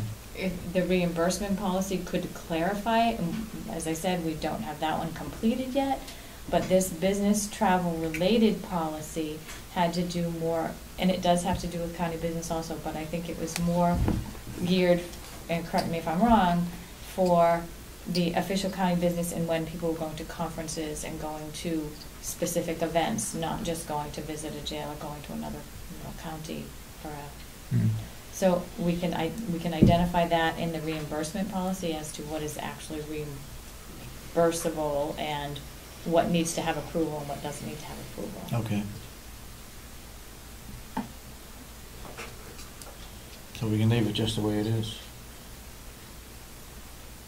And then we can approve all of these when we have the reimbursement one done policy. also, and get some input from the facility administrators as to their thoughts on these. Okay. I don't think this should be in. Travel by a member of the board shall be approved by a public vote to third of the board. And any commissioner can go anywhere. You can go anywhere, but you may not be representing the commissioners. Or get reimbursed. Or get reimbursed.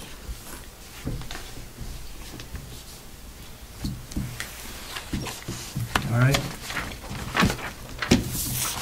So we'll make some changes and bring some back at another meeting. Okay. Signing of payable checks. Yes.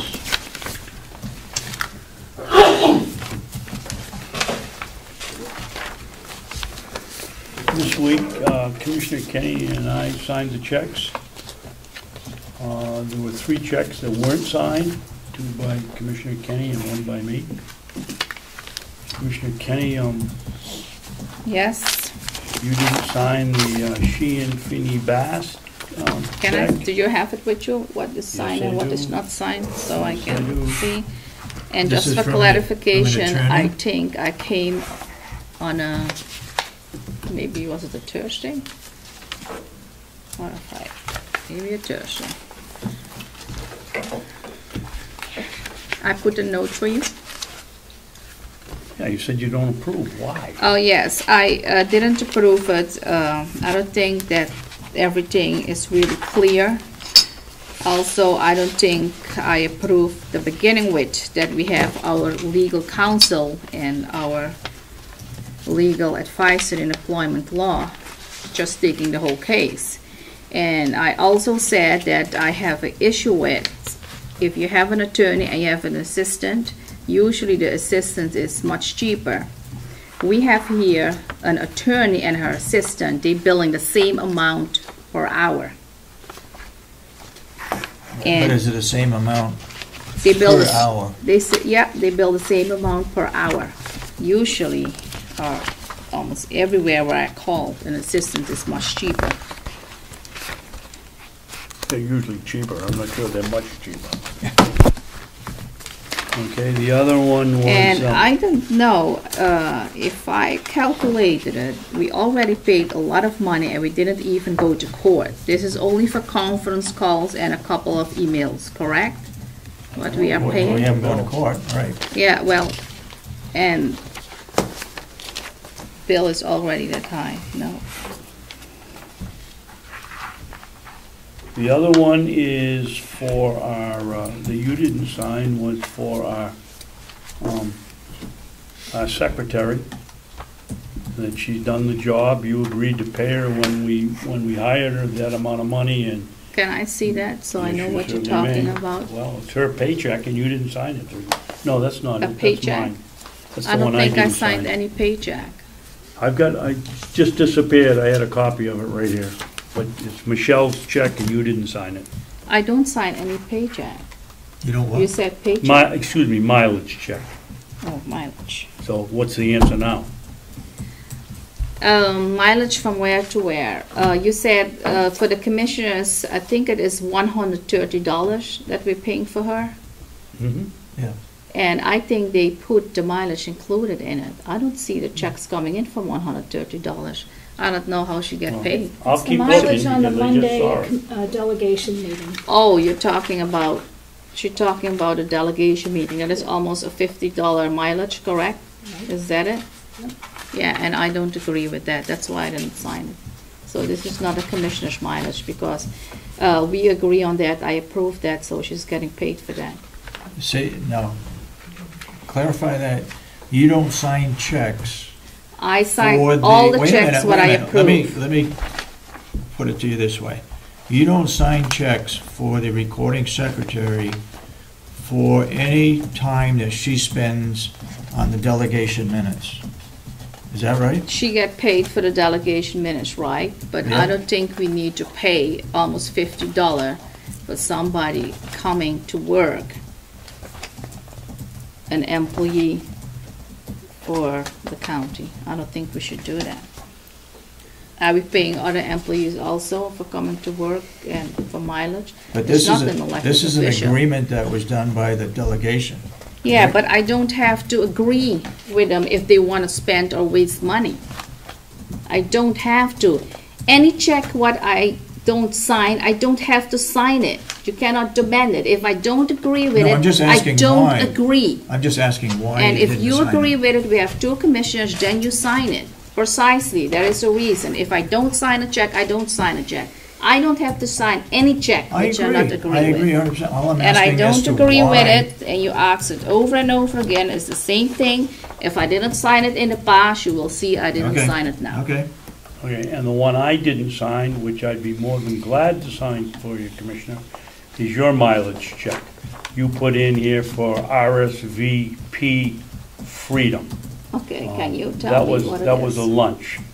You've got 59.4 miles. Can I see Why that? should the commission, why should the taxpayer pay for you to go to that? You went to that too, it was an event. That's right, and I didn't put in any mileage in. Yeah. and I didn't put any mileage in, And while we're at it, I paid for my ticket. Did you pay for your ticket? and I paid for my ticket. Did you pay for your lunch ticket? I called them, and she told me it was free. Only when you RSVP and you cancel it, then they have a charge, but it was free. Did you call downstairs here? No, I called the lady when I made the arrangement, and I said, I'm attending it, and I said, how much does it cost? And she said it is free, but if you RSVP and you don't show up, then we'll charge you. It wasn't free.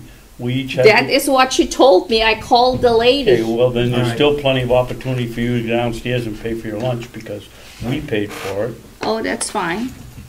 But she said it And the was reason I'm not free. gonna sign it for the mileage is it started at 10 o'clock in the morning and you walked in at 12:15. I walk in at 11:30. That is an absolute fabrication. I David went- and I were sitting there waiting for our lunch with everybody else at the table. I And you was- walked in and you called this office at about 11 o'clock and asked them what time you were supposed to be there, and it started at 10, and you said, that's all right, I don't have to be there till 12. I was on my way. I had to Okay. go to Portsmouth All right. I'm first not and signing then it. drive You and take then that off drive of there and I'll back. sign it. And I also want to say you didn't put in for mileage, but you did put in every time when you come into the farm for farm day, correct? Absolutely Commissioner wrong. Sorensen. And I also, He's putting in every day for farm day, every If I year. participated in the farm day, yes. You put If I every just year came in- to view it, you- no. You put every year in for farm day and I don't. Because So I- now we have that game, who's putting in for what and who's not putting in for what. Well, you're changing the subject around. No, I don't To change benefit what that. you want. Let's move on. We have another contract for Hales location. This regarding the 2015 tax map maintenance contract. I have signed it. okay. You can sign it or not.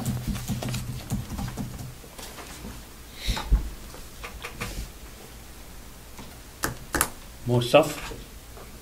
Well, I'm gonna read it before. you're I gonna read sign it, okay. Go ahead. Our people, our friends at Spy Point, Spyglass, whatever it is, we paid the lower fees.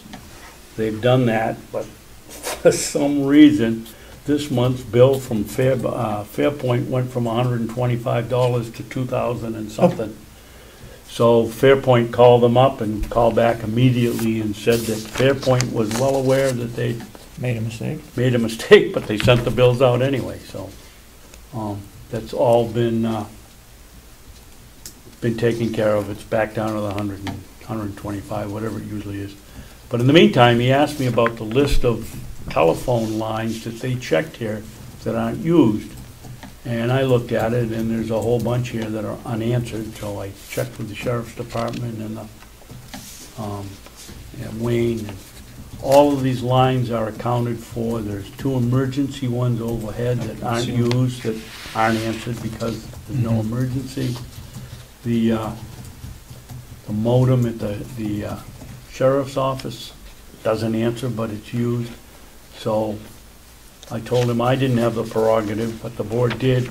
It appears to me that all the lines that we have here that we're paying for are used in one way or another, even though they appear not to be answered when he calls and finds out that, trying to determine whether they're, so I'd like to have the support of you two to tell him that these are all lines and keep these lines. You want to make that motion? Can I? Well, I don't So know, I we know need a what to talk. motion, all we have to do is agree that,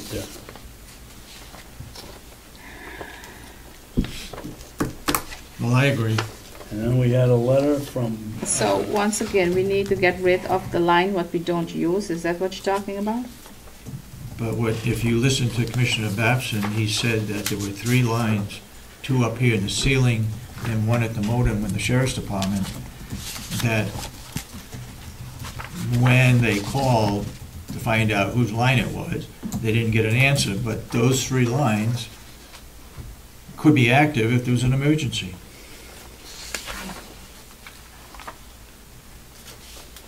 And we had a letter from Becky Mason here that we all got.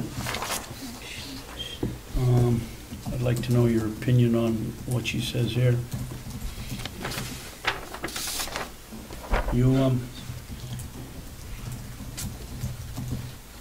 ask that the statement place in the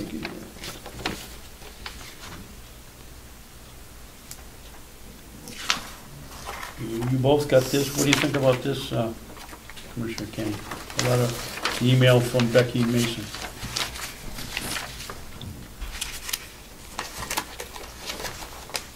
Is that the one subject to union Email contract? from Yeah. Becky Mason.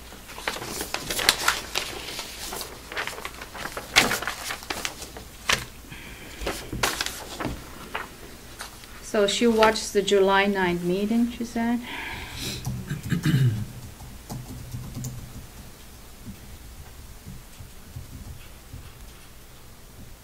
I have no trouble with it. Well, I agree with it because she's talking about if there are agreements made for the union employees and they are covered by the collective bargain. This should go to So, Annette. That I agree with that. We should actually Okay, add we got it. anything else? Telephone lines, paying, nursing home. I was interested in what happened at the subcommittee for the nursing home. I wanted to hear from Howie who went, but I kept asking that.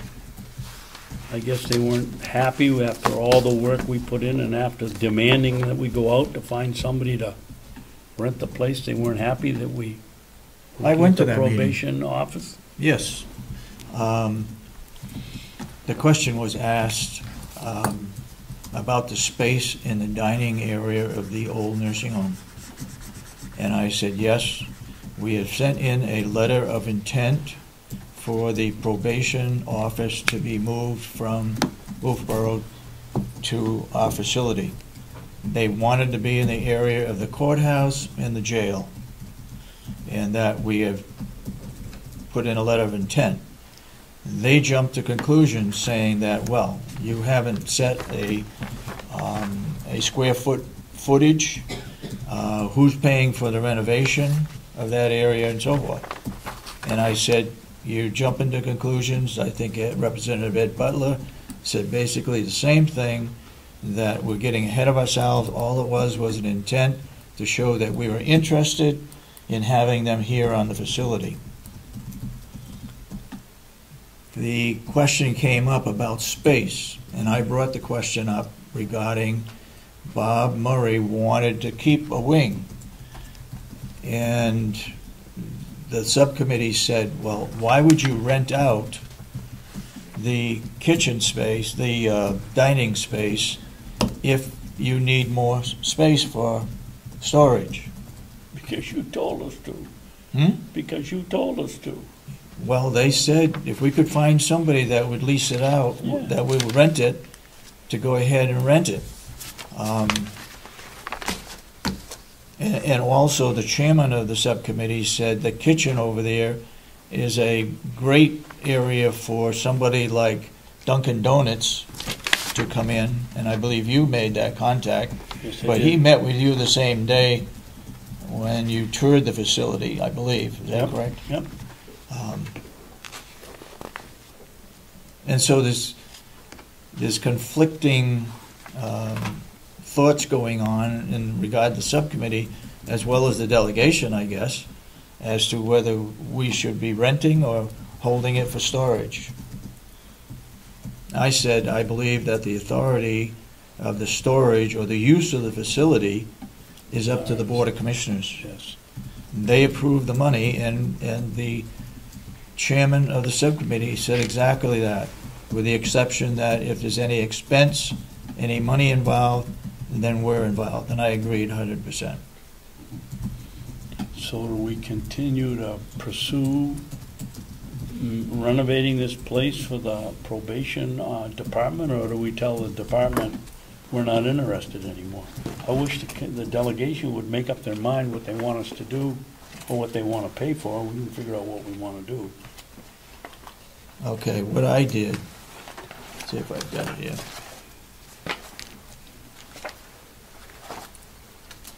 They want a plan of what we plan to do with the nursing home. And if it's agreeable to them, they'll approve it. If it's not, they won't approve it. Okay, well then our plan is to rent it out to the probation department, the back area, and keep the laundry, keep the maintenance for Bob. That leaves us the front area to try to get rid of if we can, and that should be it, right? Right.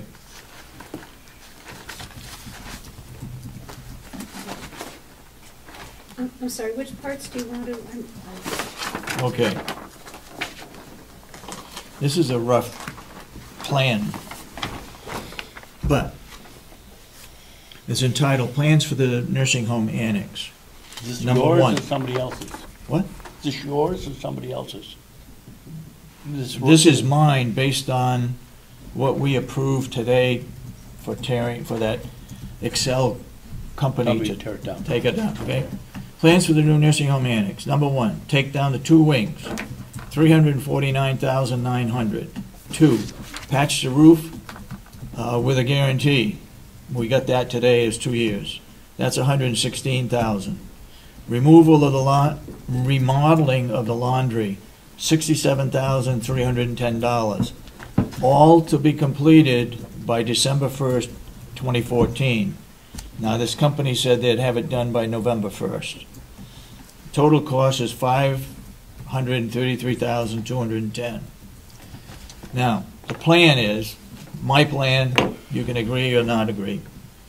With the funds that are left, we got $533,000, and they gave us $1 million or $1.1 million, I forget what it was. So number 4 is renovate the dining area for probation. Again, to be completed by December 1st, 2014. I believe the RFP is going out, and we haven't got it back yet. Correct? Right. We need to negotiate with them what they're going to pay per square foot for renting that space. One of the members of the subcommittee said they pay minimal in Wolfboro, and they would probably, it would not be, I forget the exact word he used, but wouldn't amount to an awful lot. Had he talked to anybody? No. 5. An expert without knowledge. 5, renovate the front portion for cooperative extension. Cost $350,000, which was the estimate that Bonapage and Stone gave us. That would save the county $40,000 in private rental space each year. 6, connect the pellet furnaces to laundry for hot water. Now, I have no figure on that. I put in $100,000. There was a tremendous cost, and that's why we didn't do it when we put the pellet furnaces in. Wasn't it 33,000? What? Wasn't it 33,000? I don't know what it was. It was a high number, I remember I put that. 100 in there, that can be changed. Okay. And number 7, in the future, if we can find a rental for the kitchen space, we'll do that. Number 8, this is the tricky one. Right now, it's planned for the 2 wings to go to the veterans. Right. All right. Should that not happen, we would have to forego renovating for cooperative extension to put that money, that $350,000, into tearing down those 2 wings. So that's my estimate of the plan. David, could you go over them? You said 8 points. Yeah. I've only got 5. All right. 1 is take down the 2 wings. 2 is patch the roof. 3. Wait a minute. Patch. 2 wings down. Those 3 things we've already approved this morning. Yep. Okay? For a total of $533,210. Is the laundry a separate item? What's that? Is the laundry a separate item? No, it's included in that package Okay, by Excel. right. But I mean, so is the wings and the roof, but you have them as 2 items on your list. That's all I'm trying to figure out.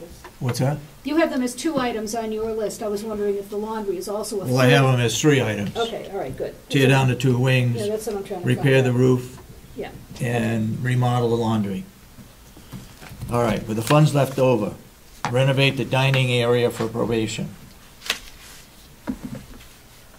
5, renovate the front portion for cooperative extension. 6, connect the pellet furnaces to the laundry for hot water. And you have no quote, correct? 7, in the future plan for rental of the kitchen space. Yep. And 8, depending on whether the veterans are successful on the other two wings would have to cancel. We can't do the renovation of Cooperative Extension. We'd have to use that money to tear down those two wings. Right. Okay?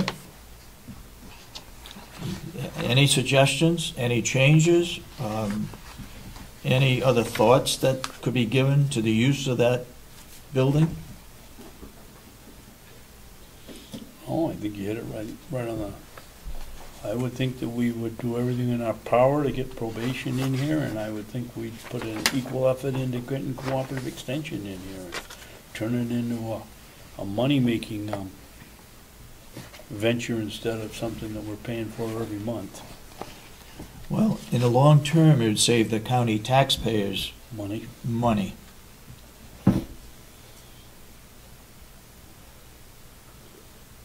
Which would mean, we talked about moving Cooperative Extension in there and taking out a bond for $350,000. We wouldn't have to do that. Okay. So that would save money right there. Well, I'm tired of chasing my tail. They told us to find someone to rent it if we could, and we did, and now they don't like the idea that we did that. Well, why don't they figure out what they want? What they're saying is that because you want storage, why rent it out when you can use it as storage? So that tells me that they're not interested in getting any income in towards that building. Okay? Yep. Thank you for doing that. Anything else that brought up this morning? Yes, I have something to point out. June 10, a big box was delivered, and it was delivered at your decks, and you carry it. Say that again? On June 10th? Yes, on June 10th, yeah. A big box was delivered, and it was at your decks, and asked for who it is. They told me it was from Commissioner Sorensen, and it was a personal item, and you brought it home. I wonder, why are we delivering personal items here to the county? Can I answer that, David? Yeah, I'm not sure what you're talking about. I know exactly what she's talking about. Okay. The Department of Agriculture very nicely puts on a scale adjusting clinic here in the county. To make sure the scale is correct, accurate. For farm stands, for stores, they all come over here. They do a wonderful job. And Commissioner Sorensen couldn't be here that day, and he brought down the box and left it for me, and I brought it over to the barn, and they corrected it, and it sat over at the barn, and they asked David to come down, I don't know how many weeks in a row, to pick it up every time that he forgot to do it. So I asked Willie to bring it over, and he put it in our office. Asher, it was nothing more than a scale to weigh blueberries, and they brought it over in one of their many trips over here, and dropped it off, and I don't see, you got better things to do than waste your time worrying about where scales go. No, I saw a box there, and I wondered that he's carrying it into his car, and I asked one of the employees what it was, and he said he ordered something, it's a personal item, and he got it delivered here, and I asked what it was, and she said it was a part. He ordered Commissioner Kenney, that box sat in our office for almost 2 weeks right in front of the safe that you had to have here. You didn't bother looking at it? Okay. I don't know what you're talking about. You're talking about something else. Yeah, it was another different, a big box. And I was told to just deliver it as a personal item, and it's yours, and you let it delivered here. Okay, anything else?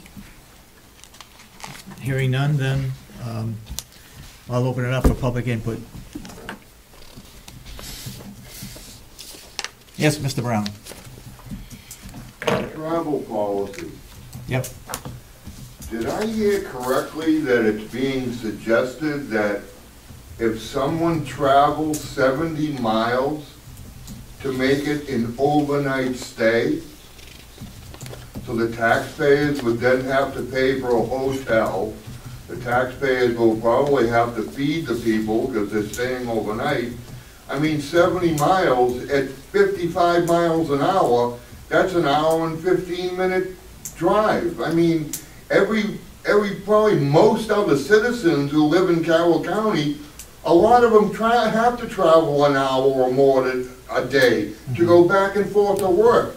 Now the county's gonna be be putting people up overnight, and so you're paying hotel, food for a 70-mile trip? Mr. Brown, I will tell you, this is the first time I agree with you 100%. Wow. Wow, isn't that something? I'm glad I'm sitting down.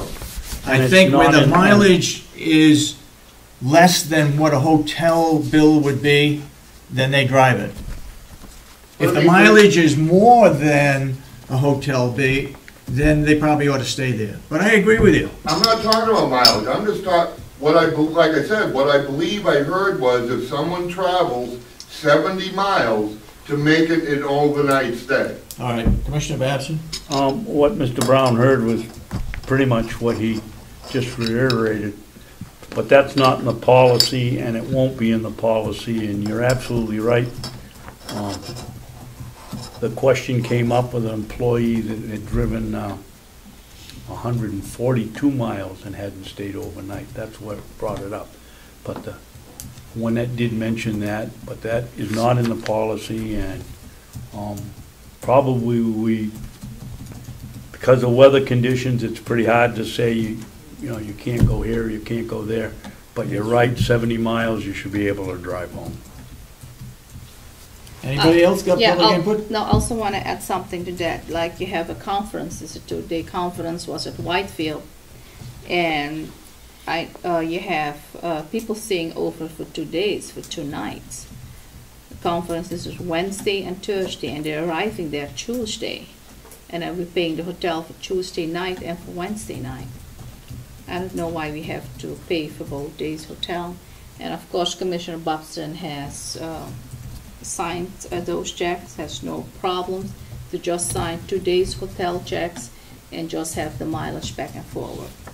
There are things that go on in the evening at that particular conference. Yeah, there was nothing going on in that evening. Well, I checked that out. There has in the past. We also have 8 o'clock. I didn't stay over, but. And you have 8 o'clock breakfast things that, meetings that take place on the first day. Yeah. I mean, All right, can't anything? get out of fast. Anything else? Yeah, I have a question. Who? Yes, go ahead. You attend annual commissioner committee meetings, what, DC? Say that again? You go on a trip to Yep. Washington, DC annually? No. I only went when I was president of the New Hampshire Association of Counties, and that was a 2-year term. So I went to Washington, D.C. twice, once a year. Haven't been since. Wasn't there prior. I see. Okay, and they paid the full expenses. Can I comment on I that? have a question about that, though. Okay. Are there recordings on the speakers who attend? Are there recordings? Yes. In some cases, I'm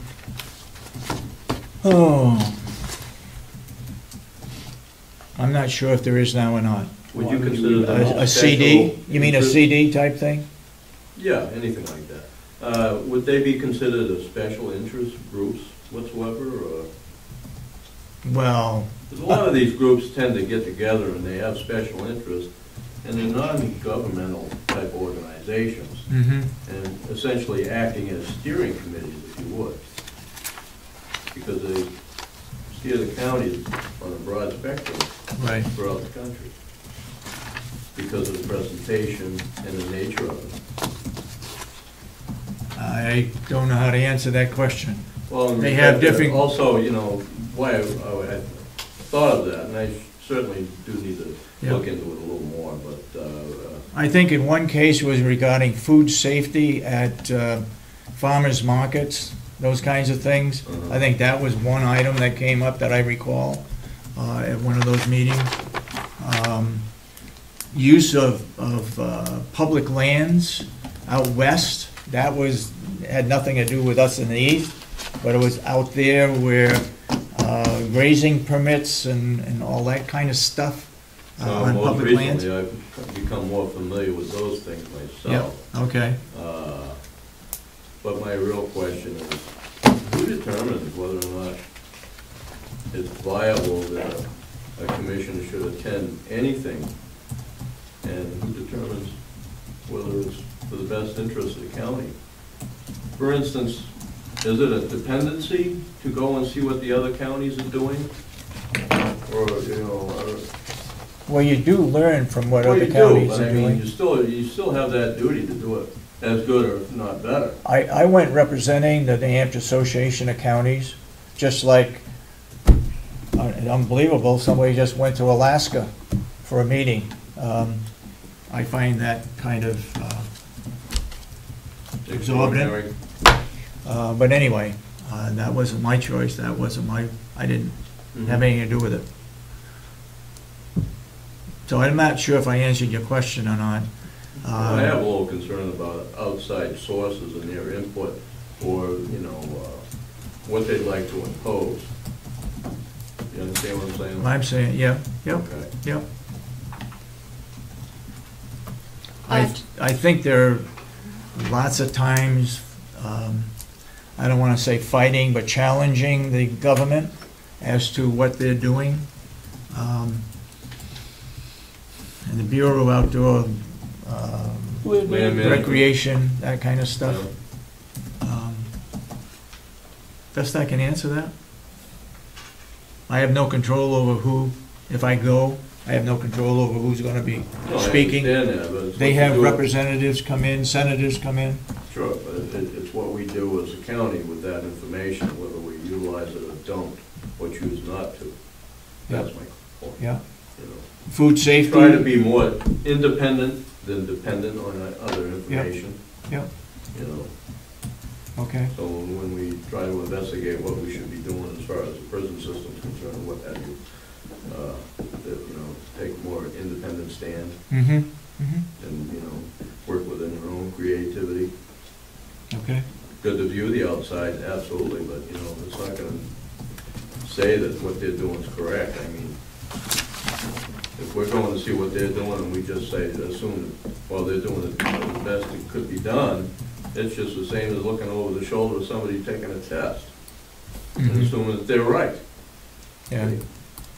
So, I think we wouldn't want to shun our duties just by looking over the shoulder of somebody else and saying that's good enough. Okay. Okay. Yeah, can I just add something like you say? So in 2010, you didn't, so you didn't go to any meeting out of state, you didn't go for the NACO? You said you only went. I went 2 years. I don't remember what the years were. I went twice to Washington, D.C.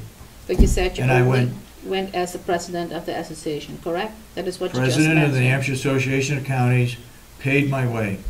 And before, like in 2010, you didn't go? Is that what you're saying? I don't know He about went the years. 2 years. I just went 2 years. Yeah, so you probably went in 12 and 13. So in 2010, you didn't attend, so you never attend any of those meetings while you were not president of the association. So you never attend as a commissioner, correct? I believe that's right. Okay. And another thing, Commissioner Babson brought up that you both pay a check to RSVP. Did you pay it there when you were at RSVP? What is the question? You said that you both paid a check for your lunch to RSVP and Freedom. I didn't Did say you that. pay it? That is what you just mentioned. No, I didn't. I said I paid for my lunch. I paid the office. The office bought 3 tickets for us, unbeknownst to us, until we got over there and found out that they had paid for it. And I said it wasn't right, that you're not paying for mine, and I paid them back, I believe, the day after the lunch, when I found out that we'd been paid for. I thought they were inviting us, and then, in fact, no, I didn't think that, because I got the invitation, it said $17 on it, and I wasn't gonna go. And then they Okay. bought the Okay. ticket, so I paid them back. All right, do I? So the I'd like to county pay it and you pay it back, is that correct? That's correct. Yeah. Okay. One more. Go ahead, Um, Melissa. About your discussion on the old nursing home, there was a... About what? On the old nursing home? Yes. The discussion about that.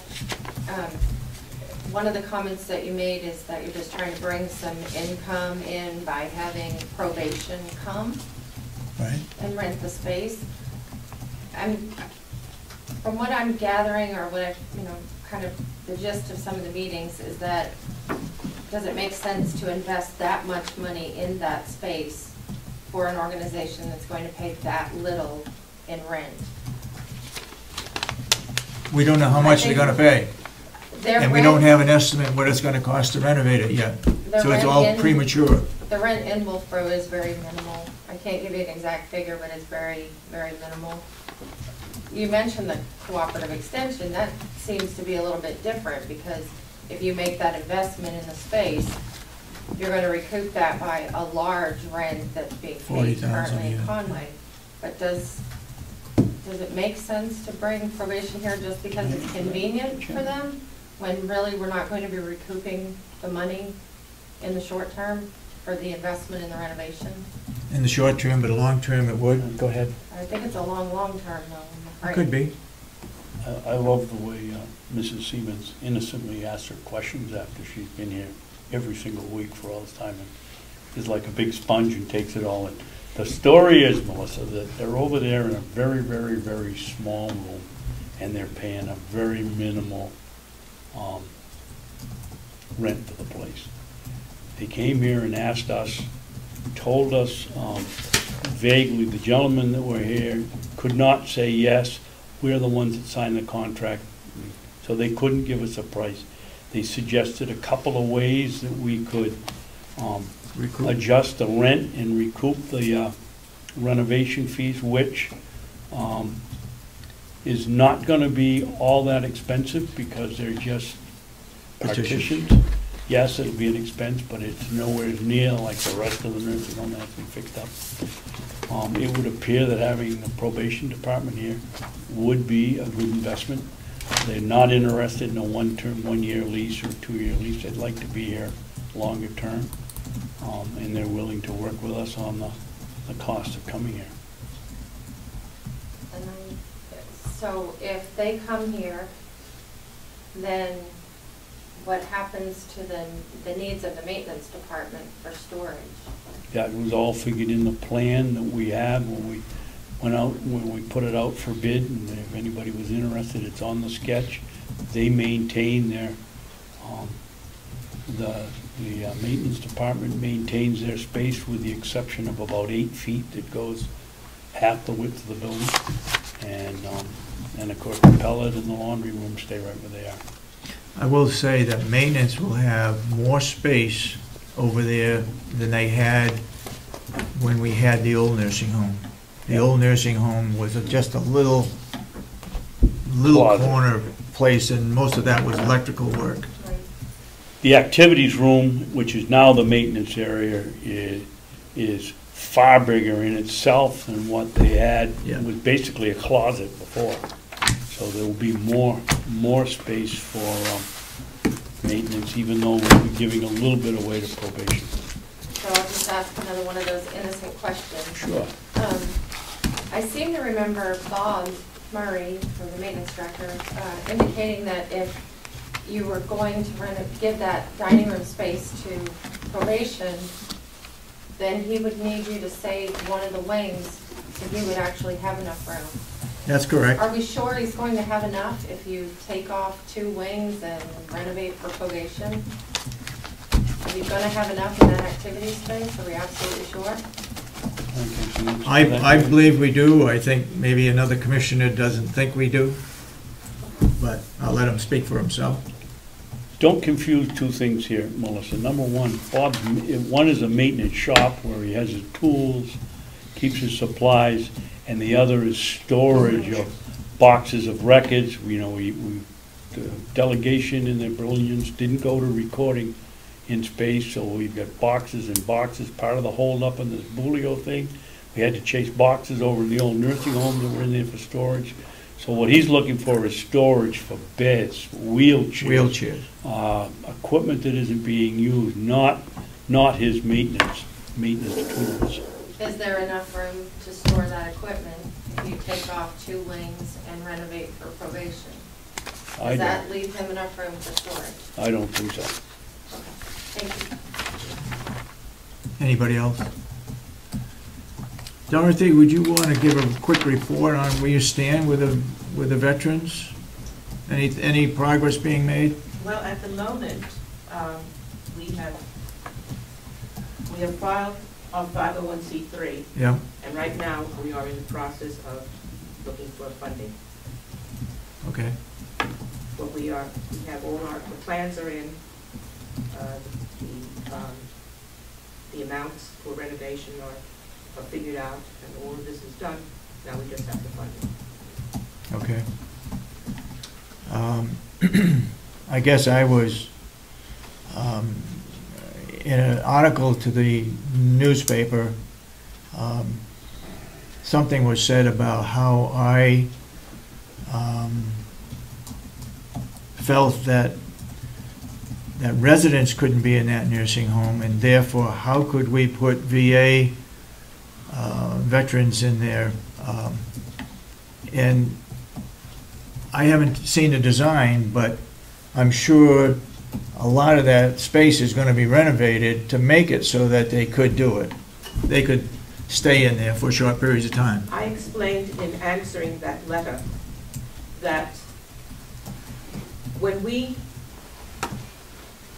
were going out to explain to the public, we as commissioners were going out to explain to the public about the new nursing home, about building a new nursing home. We explained to the people that although the building we were replacing could no longer be used as a nursing home because it would not meet the requirements of the state, that did not mean that the building was uninhabitable. Okay. And that, what we're doing in rehabilitating the two wings will make it comfortable with not 50 people, which is what it had before, Correct. but 17. Okay. Thank you. That got an explanation in what I gave. Thank you. Okay. I do remember, Mr. Chairman, that one of the things was the hallways weren't wide enough. The doors weren't wide enough. It wouldn't pass inspection as a nursing home, but it was still adequate for something else, which is why it makes it ridiculous to tear it down. Yeah. So I have a motion to adjourn. No, I have something quick, just for clarification. So the two wings, if they get renovated, the maximum is for 17 people, is that correct? 17 definitely, yes. Motion to adjourn, please. I'll make a motion to adjourn. I'll second it. Any further discussion? All those in support of the motion say aye. Aye. Aye. And so voted.